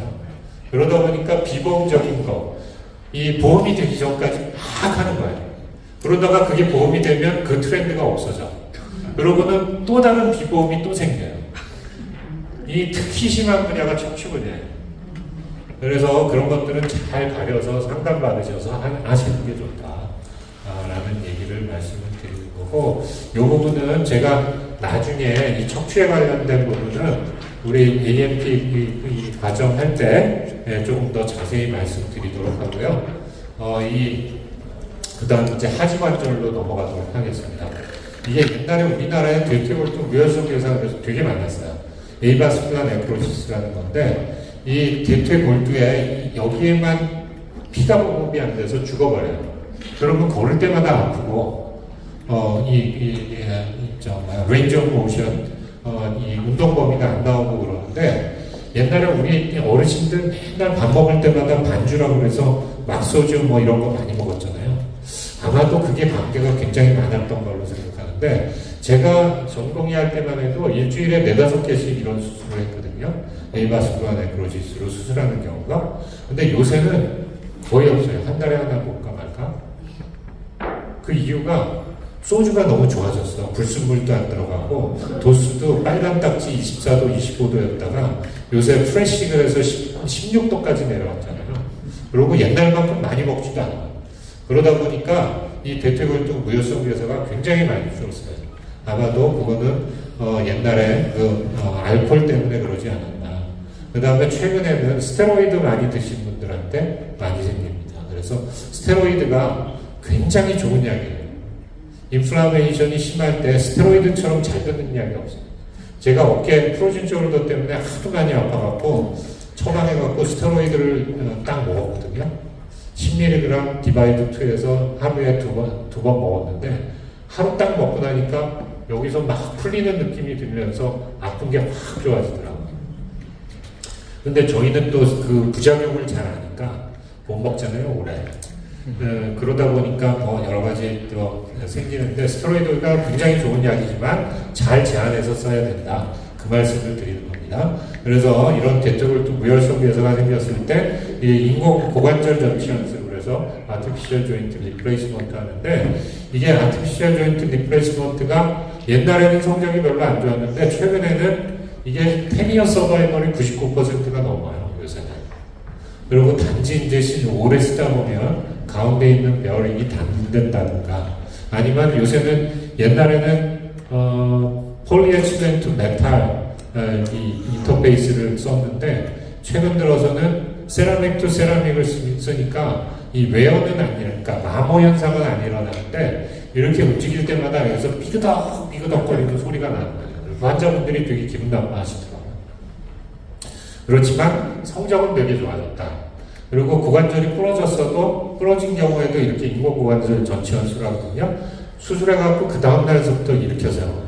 그리고 그 다음날서부터 걷게 하고, 그렇게 하니까 폐렴이나 이런 합병증들이 없어지는 거예요. 그래야지만 이제 오래 수명을 다하고 살 수 있다 말씀드리는 거고, 그 다음에 반월상 연골판 손상, 무릎에 이제 반복적으로 물 찬다고 얘기하죠. 관절이 붓는 경우가 많은 경우가 이 반월상 연골판 파열 때문에 그런 경우가 많습니다. 이게 젊은 사람들은 다쳐서 생기는 경우가 많고, 연세 드신 분들은 노화 때문에 디제너레이션, 퇴행성 변화 때문에 생기는 경우고요. 젊은 사람들이 반월상 연골판이 찢어졌을 경우에는 수술해서 제거하거나 그 다음에 꼬매주거나 하는 수술을 조기에 하는 게 좋은데, 연세 드신 분들 디제너티브 테어가 된 경우에는 수술이 별 도움이 안 돼요. 그런 경우에는 그 타입에 따라서 수술하는 경우도 있고 아니면 다른 치료를 하는 경우도 있으니까 그거는 정확한 진단을 받아보셔야 된다라는 말씀을 드리는 거고, 이게 기술이 좋아져서 이렇게 찢어진 것도 안에서 관절 내시경으로 이렇게 안에 들여다보면서 이 안에서 다 꼬매요. 그래서 이 테크닉이 굉장히 좋아졌다 이 말씀드릴 수 있는 거고, 그 다음에 전방 십자인대 파열 많이 들어봤죠. 스포츠 좋아하시는 분들 많이 봤을 거예요. 옛날에 이제 뭐 운동선수들 웬만하면 다 보시는 것처럼 디딤발 요게 갑자기 주저앉으면서 전방 십자인대가 파열이 되는 건데, 우리 무릎에는 십자인대가 두 개가 있어요. 전방 십자인대라는 거랑 후방 십자인대라는 게 있는데, 전방 십자인대는 무릎이 앞으로 빠지는 것을 방지시켜 주는 거고, 후방 십자인대는 무릎이 뒤로 빠지는 걸 방지시켜 주는 거예요. 스키 타면서 되게 많이 다칩니다. 그래서 이 스키도 되게 재밌는 것 중에 하나가, 옛날에는 부츠랑 바인딩이 안 좋았잖아요. 그러니까 그 당시에는 발목 골절이 많았어요. 바인딩이 좋아지고 부츠가 좋아지다 보니까 그 다음에는 발목 골절이 안 생기고 티비아 프랙처, 그러니까 레그 프랙처가 많이 생겼거든요. 그래서 스포츠 이야기 살짝 발목을 이렇게 한 20도 정도 구부리게 부츠를 디자인했어요. 그러고 났더니 티비아 프랙처는 안 생기는 대신에 ACL 럽처가 많이 생겨요. 그래서 이 정형외과 의사는 뭘 해도 먹고 살 수 있다. 말씀을 드릴 수 있습니다. 그래서 이런 그 스포츠 연구의 디자인의 발전과 함께 스포츠 인저리의 양태도 달라진다라는 거고, 이 전방 십자인대는 아큐트 럽처, 급성 파열이 왔을 때 수술하면 오히려 결과가 더 안 좋습니다. 그래서 어느 정도 시간이 지나서 만성을 만든 다음에 재건술, 꼬매주는 게 아니라 재건술, 몸 안에 있는 다른 인대 갖다가 심어서 만들어주는 수술이 훨씬 더 효과가 좋은 걸로 되어 있습니다. 그래서 병원 갔는데 급성 파열이라더니 이 나쁜 놈의 의사가 빨리 수술 안 해주고 나중에 하자고 그러더라. 그 이유는 다 이유가 있는 겁니다. 그래서 이런 전방 십자인대 많이 들어가셨을 거고요. 이것도 보시는 것처럼 이렇게 관절 내시경으로 들여다보고 이게 럽처된 건데요.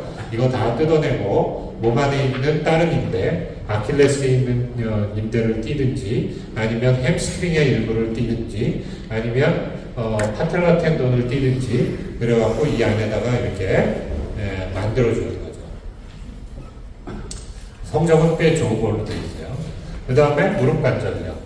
연세 드신 분들 누구나 피해갈 수 없는 게 무릎 관절염입니다. 우리나라나 아시아권 사람들은 오다리가 많잖아요. 오다리가 많다 보니까 무릎의 안쪽이 다르네. 베루스 니가 많고, 이 오다리가 생기면서 안쪽 무릎만 이렇게 달아버려서 우리 몸 안에 있는 연골에는 신경이 없어요. 그래서 아픈 걸 못 느끼거든요. 그래서 젊었을 때 아무리 써도 안 아픈 거예요. 그렇지만 이 연골이 닳아버리면 뼈에는 신경이 있어요. 뼈와 뼈끼리 닿으면 아파지는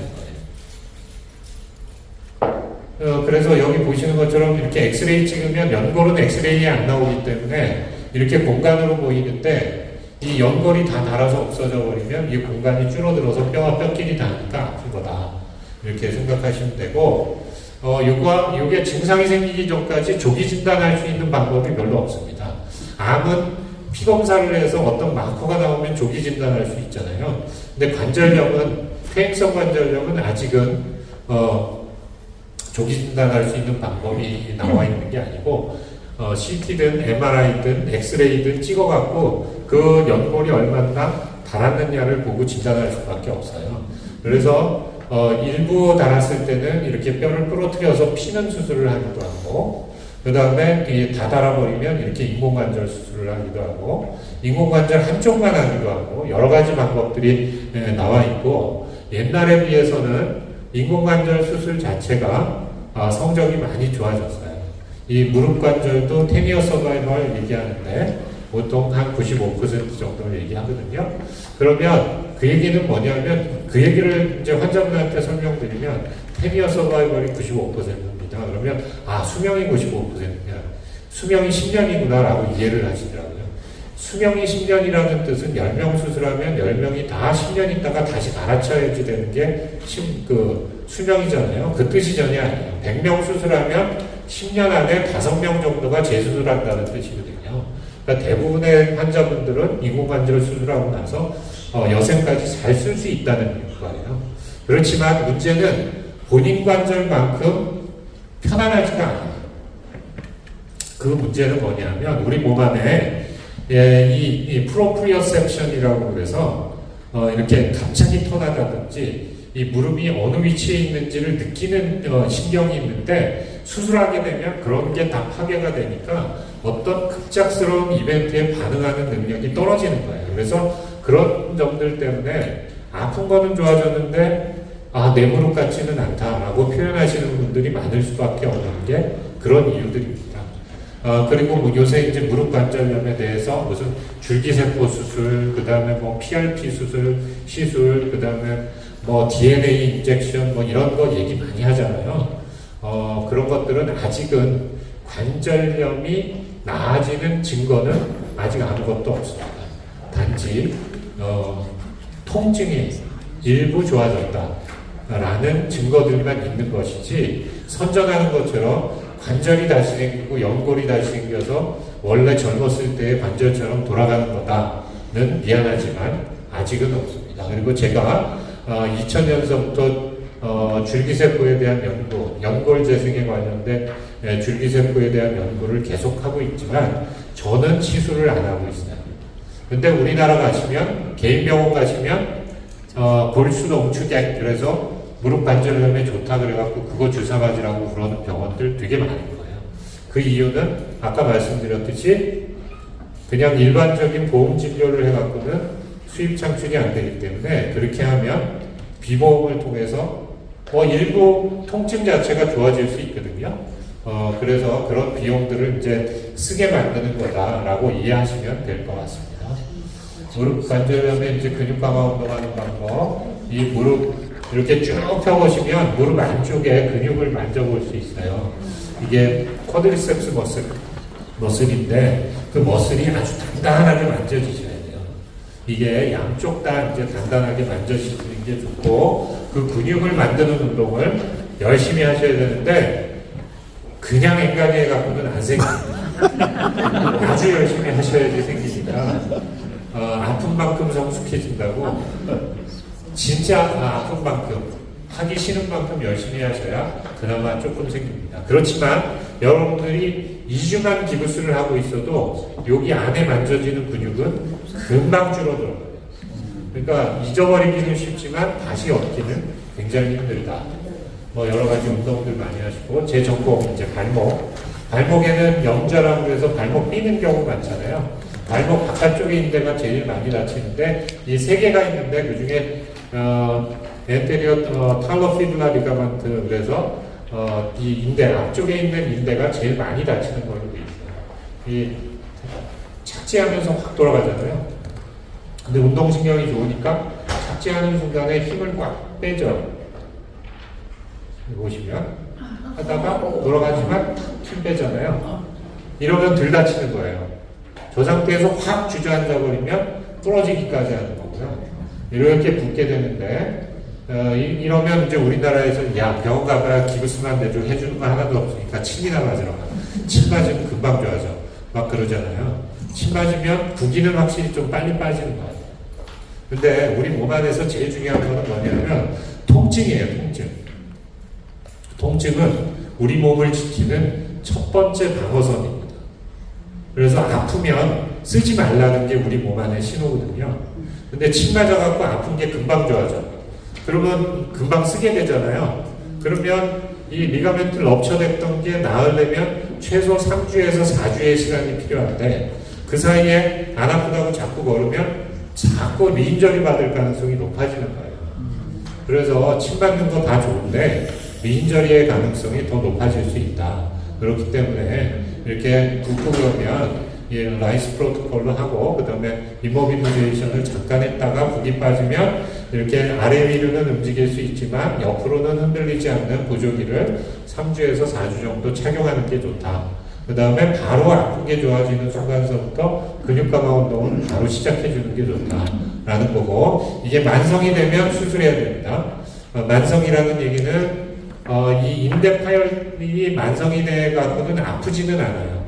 그렇지만 문제는 걷다가 갑자기 자꾸 이렇게 삐끗삐끗하는 증상을 본인이 알고 있는 거예요. 그럼 불안정하니까 힘을 자꾸 줄 수가 없잖아요. 그런 경우에는 수술해서 느슨해진 고무줄을 타이트하게 만들어줘야, 그래야 기능적인 게 될 수 있다라는 거고, 저한테 오는 환자들 중 한 80%가 이 앵클 스프레인인데 개인 병원 갔더니 수술해야 된다고 그래서 저한테 세컨더리 오피니언 세컨 오피니언 받으러 오는데요. 대부분의 경우 수술 안 해도 됩니다. 그런 경우 이제 아큐트에서는 95% 이상 수술 안 하고 대개 다 낫고, 그럼에도 불구하고 재발이 되거나 그런 경우에 그때 가서 이제 수술하면 된다라는 거고, 이것도 이제 발목 근력 강화 운동하는 거 이렇게 표시해 놨으니까 열심히 하시면 되고, 이거 유튜브 찾아보시면은 여러 군데 많이 나옵니다. 그리고 골 연골 병변, 그래서 이렇게 연골 일부가 떨어져 나가는 병이 있는데 이것도 인시덴탈하게 발견되는 경우도 굉장히 많아요. 그렇지만 증상이 있는 경우에는 수술해서 이렇게 떼어내고 그 다음에 정리하고, 이 마이크로 프랙처, 그래서 본메로 스티뮬레이션이라고 얘기하는데 밑에 있는 골수를 자극해서 밑에 있는 피가 나오게 하면 그 피 안에는 본메로 스템셀이라는 것들이 존재합니다. 걔네들이 이 병소 부위로 모이게 되면 이 부분에서 연골을 일부 재생을 시켜줘요. 그렇지만 똑같은 연골로는 재생이 안 되고 비슷한 연골로 재생시켜주기 때문에 이렇게 이제 비슷하게 재생이 되거든요. 이거에 관련된 논문은 제가 세계에서 제일 많이 썼고요.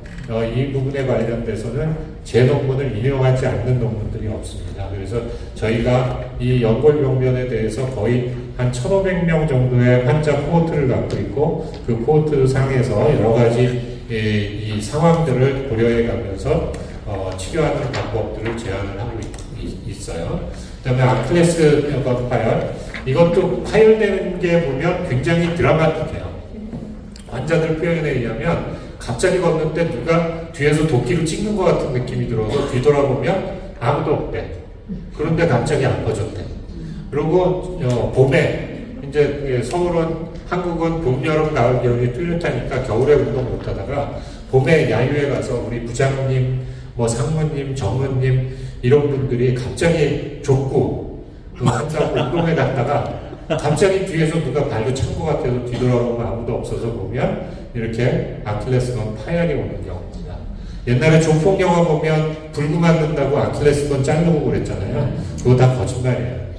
아킬레스건은 이렇게 파열됐을 때 수술하거나 아니면 보존적 치료를 통해서 95% 이상 원래 기능으로 돌아갈 수 있습니다. 물론 운동선수들 같은 경우 수술 파열되기 전 상태의 운동력을 회복하느냐 마느냐는 또 다른 문제입니다. 그렇지만 어느 정도 회복할 수 있다라는 거고, 발의 질환 앞부분, 중간 부분, 후족부로 나눠서 건강한 발, 이렇게 아치가 있어야 된다는 거고요. 평발은 병이 아니에요. 평발 자체는 전 국민의 15% 정도가 평발인데, 평발 때문에 2차적인 변화가 생기고 힘줄의 변화가 생기면, 증상이 생기면 그때는 치료해야 되는 겁니다. 그렇지만 원래는 그게 아니다. 그 다음에 붓이 없어야 되고 굳은살이나 티는 없어야 되고 관절 운동에 변함이 없어야 된다. 발은 뭐 이렇게 혹사당하고 있다라는 얘기고요. 여성분들한테 많은 무지외반증. 이거는 이제 남태평양에 신발 안 신고 다니는 사회에서는 거의 없습니다. 그렇지만 여성들의 미에 대한 이 욕구 때문에 이제 하이힐을 신으면 전정부 쪽에 압력이 증가되고 볼 좁은 신발을 신어야 이뻐 보이잖아요. 넓적한 신발 신는 것보다. 그렇게 되면 요렇게 이 압력을 자꾸 받아서 무지외반증이 이제 점점 더 심하게 되는 경우죠. 무지외반증이 생기면 이게 있다고 해서 기능적으로는 아무 문제는 없어요. 그렇지만 이렇게 두 번째 발가락이 올라간다든가 그 다음에 여기가 자꾸 눌려서 아프다든가 그럴 경우에는 수술해야죠. 수술은 그냥 여기만 깎아내 갖고는 아무 소용이 없고요. 이렇게 뼈를 부러뜨려서 각도를 교정해줘요. 예전에는 이렇게 다 재갖고 다 수술했어요. 그랬는데 요새는 이 미니멀 인베이시브 오퍼레이션 그래서 이렇게 조금 재갖고 여기만 뼈 부러뜨린 다음에 안에를 밀어넣고 하는 수술로 되게 간단해졌어요. 그러니까 이게 되게 아프거든요. 옛날부터 뼈를 깎는 아픔이라고 그랬잖아요. 그런 것처럼 이렇게 여성분들은 참 대단하신 것 같아요. 이를 위해서는 이렇게 뼈를 깎는 아픔도 잘 견뎌내고 하악 수술도 하시잖아요. 그런 것처럼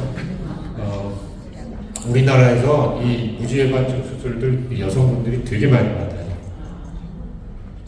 그리고 뭐 저는 잘 안 하지만 그렇다는 말씀드릴 수 있고, 엄지발가락에 관절염 생기면 여기는 인공관절이 뭐 나와 있긴 하지만 별로 성적이 안 좋습니다. 그래서 관절을 이렇게 깎아내거나 아니면 관절 붙이는 수술 둘 중에 하나를 해야 돼요. 한 10년 전쯤에 미국에 있는 회사에서 여기다가 무슨 뭐 인공 머티리얼을 집어넣으면 효과가 좋았다 그래갖고 여러 의사들이 막 발표했었어요. 근데 최근에는 그런 발표하는 의사들 없더라고요. 그 얘기는 뭐냐면 성적이 안 좋다는 얘기. 그래서 이거에는 이렇게 관절 붙이는 수술밖에 없다 말씀드릴 수 있고, 그 다음에 여성분들한테 많은 것 중에 하나가 지간신경종. 그래서 이게 가만히 있으면 괜찮은데 디딜 때마다 발바닥 두 번째, 세 번째, 세 번째, 네 번째 발가락 있는 데서 칼로 찌르듯이 아프거나 전기오듯이 아파요. 그리고 신발 벗고 있을 때 괜찮은데 신발 신고 조금 걸으면 아프고, 여성분들한테 굉장히 많습니다. 이렇게 밑에 지나가는 신경이 커져서 자꾸 눌리면서 아픈 건데, 이게 약물 치료하면 어느 정도 좋아지거든요. 그래서 견딜만 하면 수술까지 안 해도 되는데, 수술이라는 거는 요 신경을 잘라내서 없애버리는 거예요. 그 감각이 둔해지잖아요. 아픈 거는 좋아지는 대신에 감각은 좋아지지만 재발하면 굉장히 아프다. 수술 전보다 더 아프다.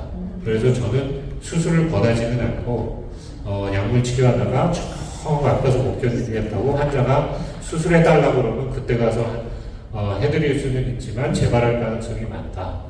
근데 재발할 경우에는 어떤 경우에는 환자분이 와서 제발 자기 발가락 좀 잘라달라고 해요. 아파서 못 견디겠다고. 이 신경통이라는 게 예상하기가 굉장히 힘듭니다. 그래서 이렇게 통증이 있을 경우에 여러 가지 약물들 많이 나와 있거든요. 가바펜틴이라는 엔티 에필렙틱 드럭들, 이 효과가 꽤 있습니다.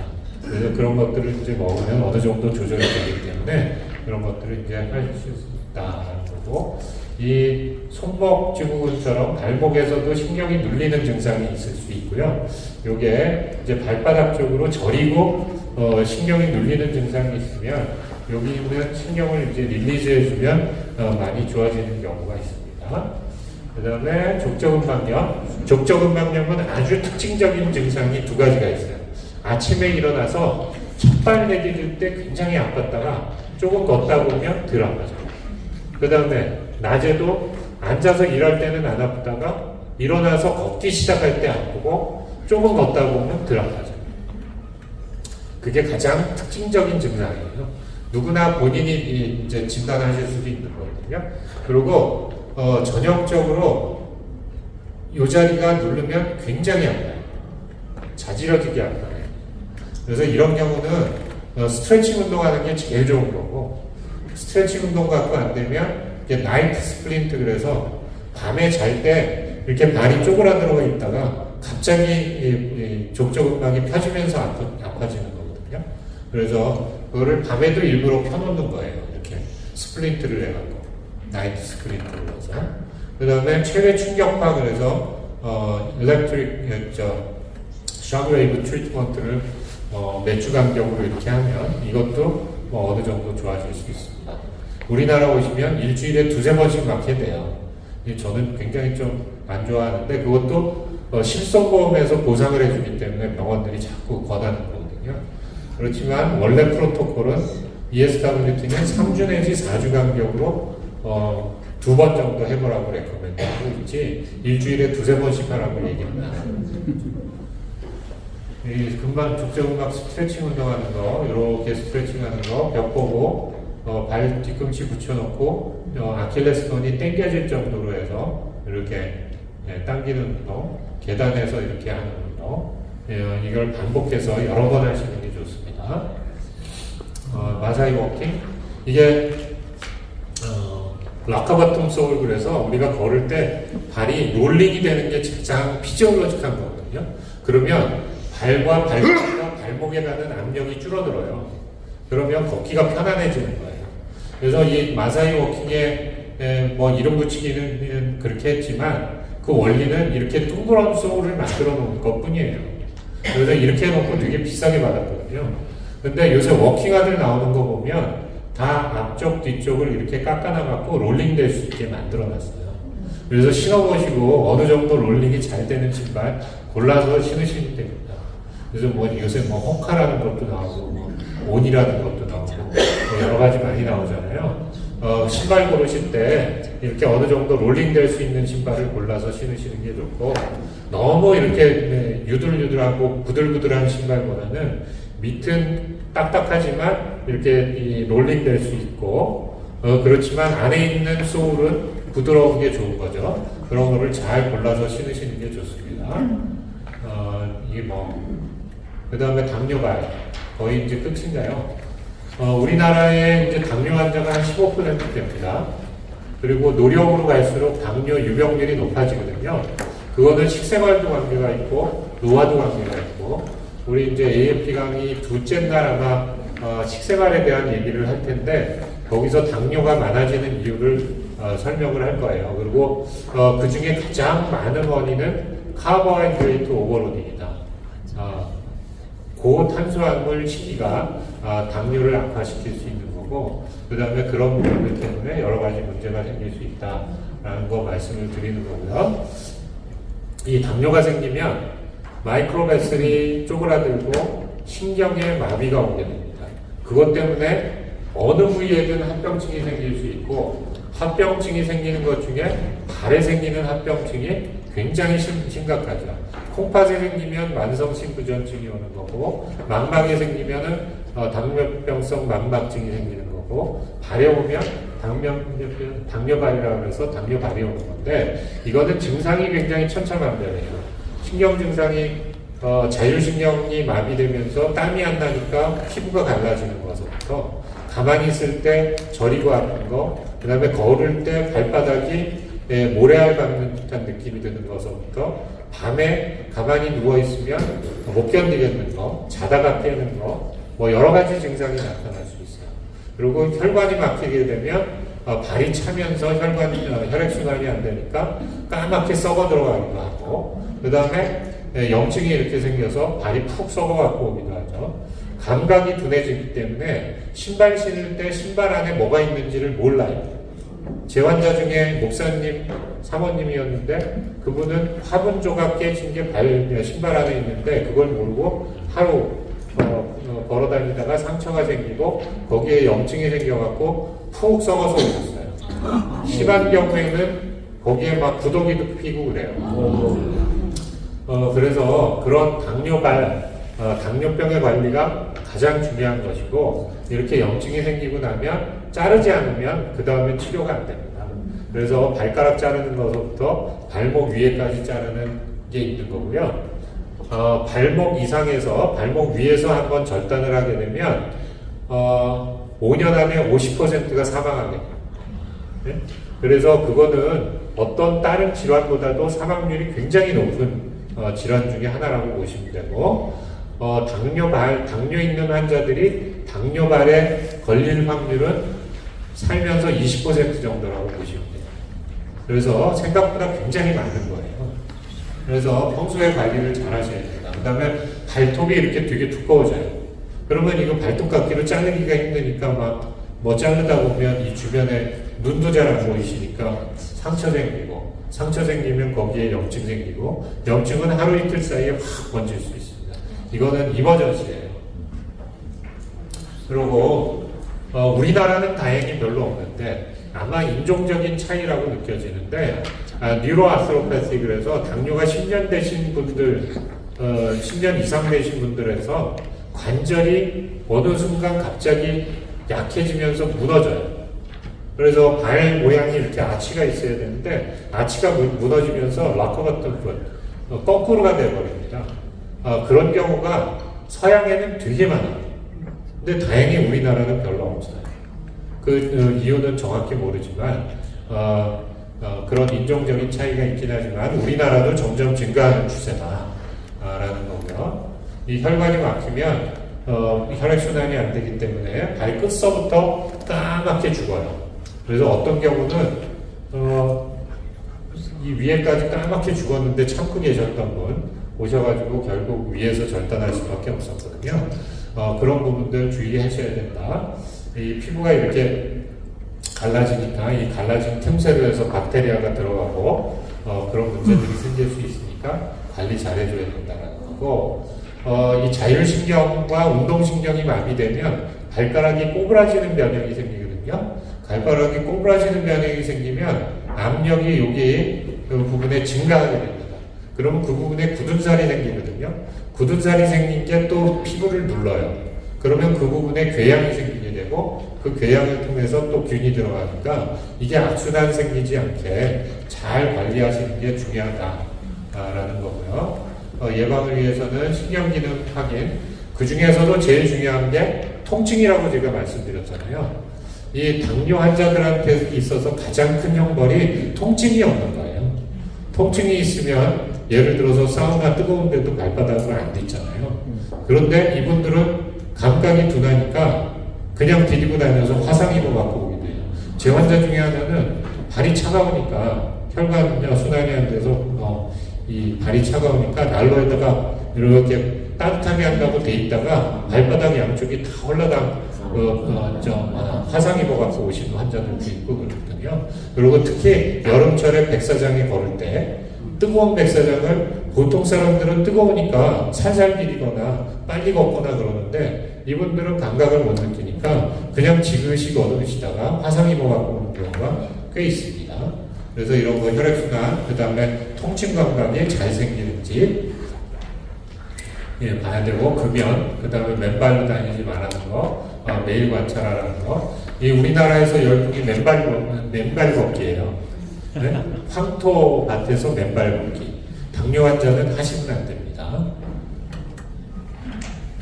그 다음에 신발 속 이물질 꼭 확인하라는 거, 보습 꼭 하라는 거, 사우나 이런 거 주의하라는 거.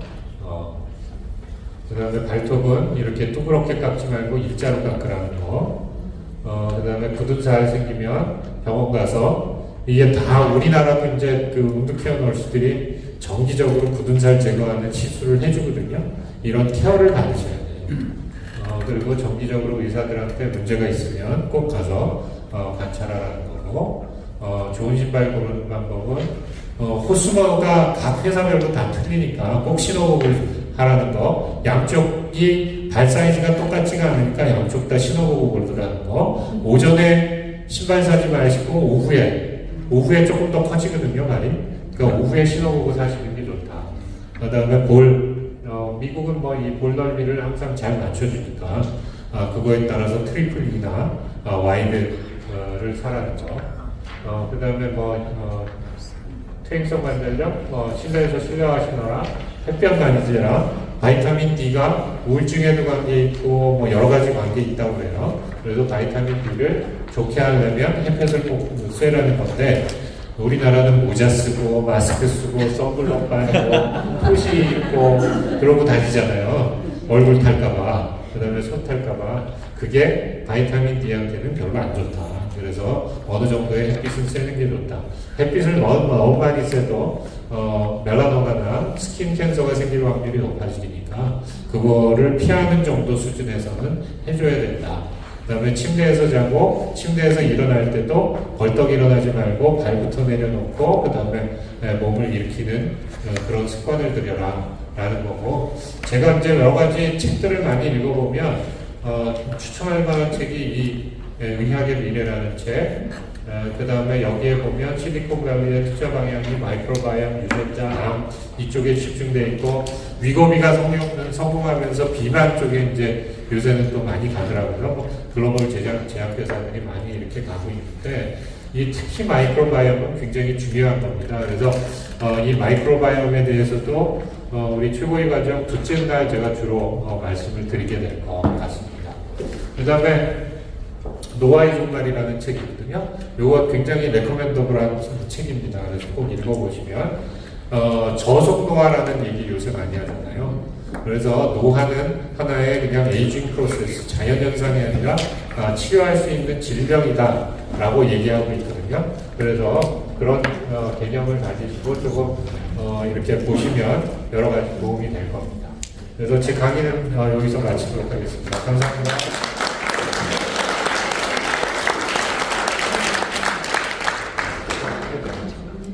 질문 있으시면 핵심적인 질문 한 2가지 정도만 받고 끝내도록 하겠습니다. 네, 말씀하시죠. 저희 장모님이 무릎 관절염이 있으셔서 네.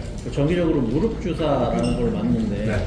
그게 스테로이드 성분인지 아니면 뭐 요새 뭐 피하균가 뭐 이런 것도 있다고 그러는데 그걸 그렇게 지속적으로 정기적으로 맞아도 되는 거죠?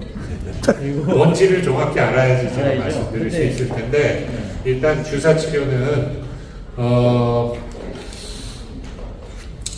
일단 허가된 거는 하이알루로닉 애시드를 해서요.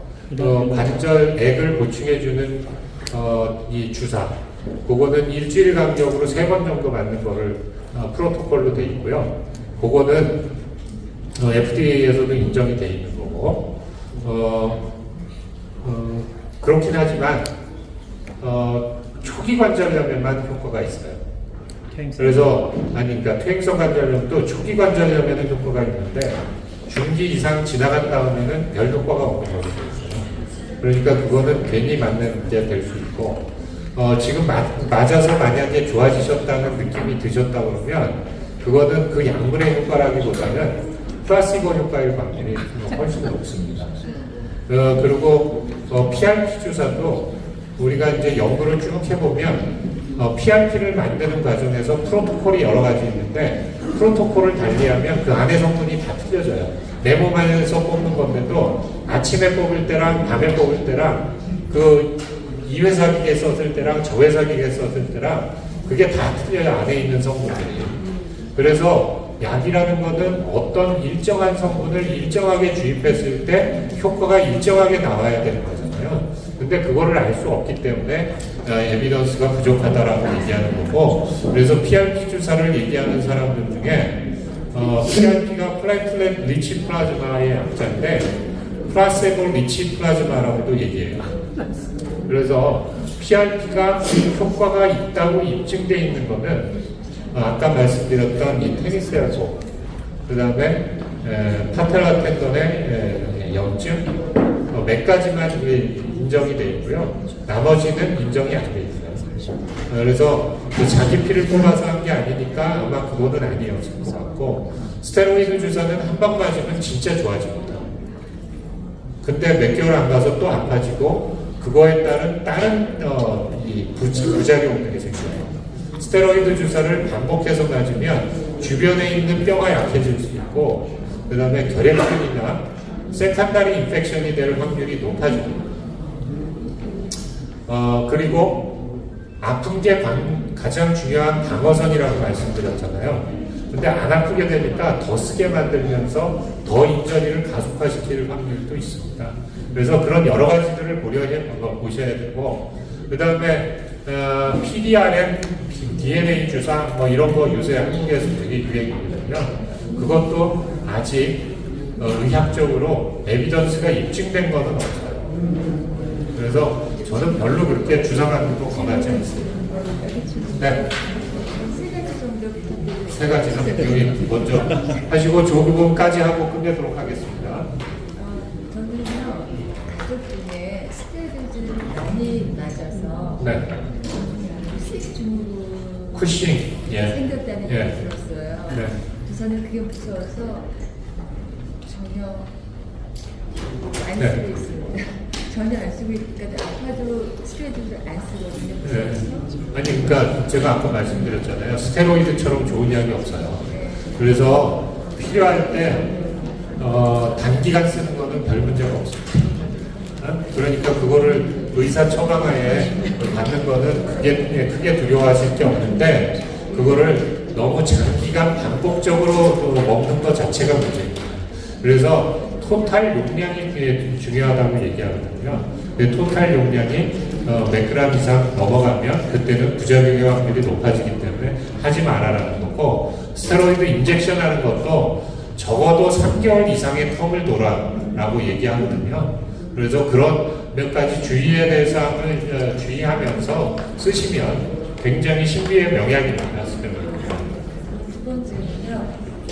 제가 한 20년 전쯤에요. 어깨가 자주 빠졌었어요. 네.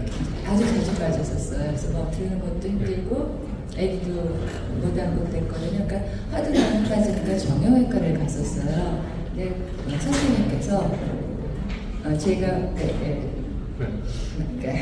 실험해 보시면은 이제 뼈가 아래로 빠지고 앞으로 빠지고 뒤로 빠지고 위로는 안 빠진대요. 그러니까 이거 수술을 해야 된다고 그러시는 거예요. 그거 이제 어깨 빠지는 것도요. 멀티 다이렉셔널 디스로케이션이라는 게 있고, 그 다음에 이 한쪽으로만 어떤 관절 안에 이 구조적인 병변을 동반해 갖고 빠지는 경우가 있는데, 그런 경우에는 수술하면 확실히 좋아집니다. 그렇지만 멀티 다이렉셔널 인스테빌리티는 수술해도 안 좋아지는 경우가 많아요. 그래서 그거는 정확히 이제 좀 진단 받아서 판단하시는 게 좋죠. 근데 그 후로 제가 이제 정말 노력해서 가능한 팔에다 힘을 주지 않는 그렇게 생활을 했거든요. 지금까지 한 20년 동안 괜찮아요. 그러면 이거는 나은 걸까요? 아니면 문제는 여전히 갖고 있는 걸까요? 문제는 갖고 있지만 증상이 없는 거죠. 그러면 그대로 사시면 돼요. 그리고 세 번째요. 제가 스키 타다가 다쳤어요. 무릎을.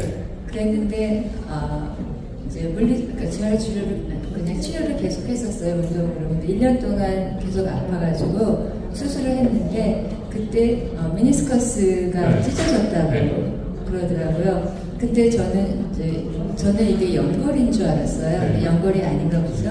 파이브로카틸리지예요. 그러니까 그 무릎에 뼈가 두 개가 크게 있잖아요. 그 사이에 쐐기 모양으로 있는 그 파이브로카틸리지고, 그 파이브로카틸리지가 무릎 안에 있는 안정성을 높여주는 역할을 하고, 그 다음에 무릎에 뉴트리션을 공급하는데 중요한 역할을 하는데, 그게 찢어지면 이제 아픈 거고, 자꾸 반복적으로 붓고 그러면 이 치료를 받으셔야 되는 거고, 제거하거나 꼬매주거나 그래야 된다. 그래서 잘라냈는데 그러면 저는 보다 연골이 잘라 나갔나 보다 했는데 연골이 아닌 연골은 여전히 있는 거 같아요. 알겠습니다. 그래서 그 메니스쿠스는 일부 파시알 메니섹토미는 크게 문제가 되진 않고요. 여기에 토탈 메니섹토미나 서브 토탈 메니섹토미에서 80% 이상 제거하면 관절염이 빨리 온다고 돼 있거든요. 그래서 요새는 최대한 세이브하려고 하고, 그렇게 제거하는 경우에도 남의 메니스쿠스를 갖다가 이식해주는 수술도 하고 그래요. 그래서 그런 거는 이제 뭐 여러 가지 테크놀로지들이 많이 발전하고 있으니까 그렇게 이해하시면 될 것 같습니다. 예, 또 네, 마지막 질문 받고 끝내도록 하겠습니다. 족저근막염. 예. 근데 이거는 치료 방법이 없다고. 치료 방법이 없지가 않고요. 아까 말씀 들으셨잖아요. 네. 95%에서는 플란터 파시아 스트레칭 엑서사이즈로만도 다 좋아집니다. 네. 그 엑서사이즈를 열심히 하셔야 되고, 자나깨나 하셔야 돼요. 네. 그리고 아침에 일어나자마자 10번 이상 스트레칭하고 기력으로 하시고, 그렇게 했는데도 안 낫는 환자들이 가끔 있어요. 그런 경우에는 이제 충격파 치료해 볼 수 있고, 그렇게는 안 낫는 경우에는 수술해서 플란터 파시아를 릴리즈하는 수술을 합니다. 아주 조금 째갖고 플란타 파시아의 한 50% 정도를 이렇게 잘라내거든요. 그러면 또 좋아질 수 있습니다. 그러면 이거 운동 같은 거 하고 쉬어야 되나요? 아니요. 운동하세요. 그 스트레칭 운동 열심히 하시고 보통 일반적인 운동 걷는 거랑은 하셔도 되는데 너무 무리하게 하지 말라고. 골프 하셔도 돼요. 근데 내내 걷지 말고 카트 타고 가세요. 네, 그러면 오늘 강의 여기서 마치겠습니다. 감사합니다. 자, 뭐 할까요? 하트? 아카라카? 이거요? 예. 자, 하나, 둘, 셋 하면 아카라카 해주시면 됩니다. 잠시만요. 하나, 둘, 셋! 아카라카!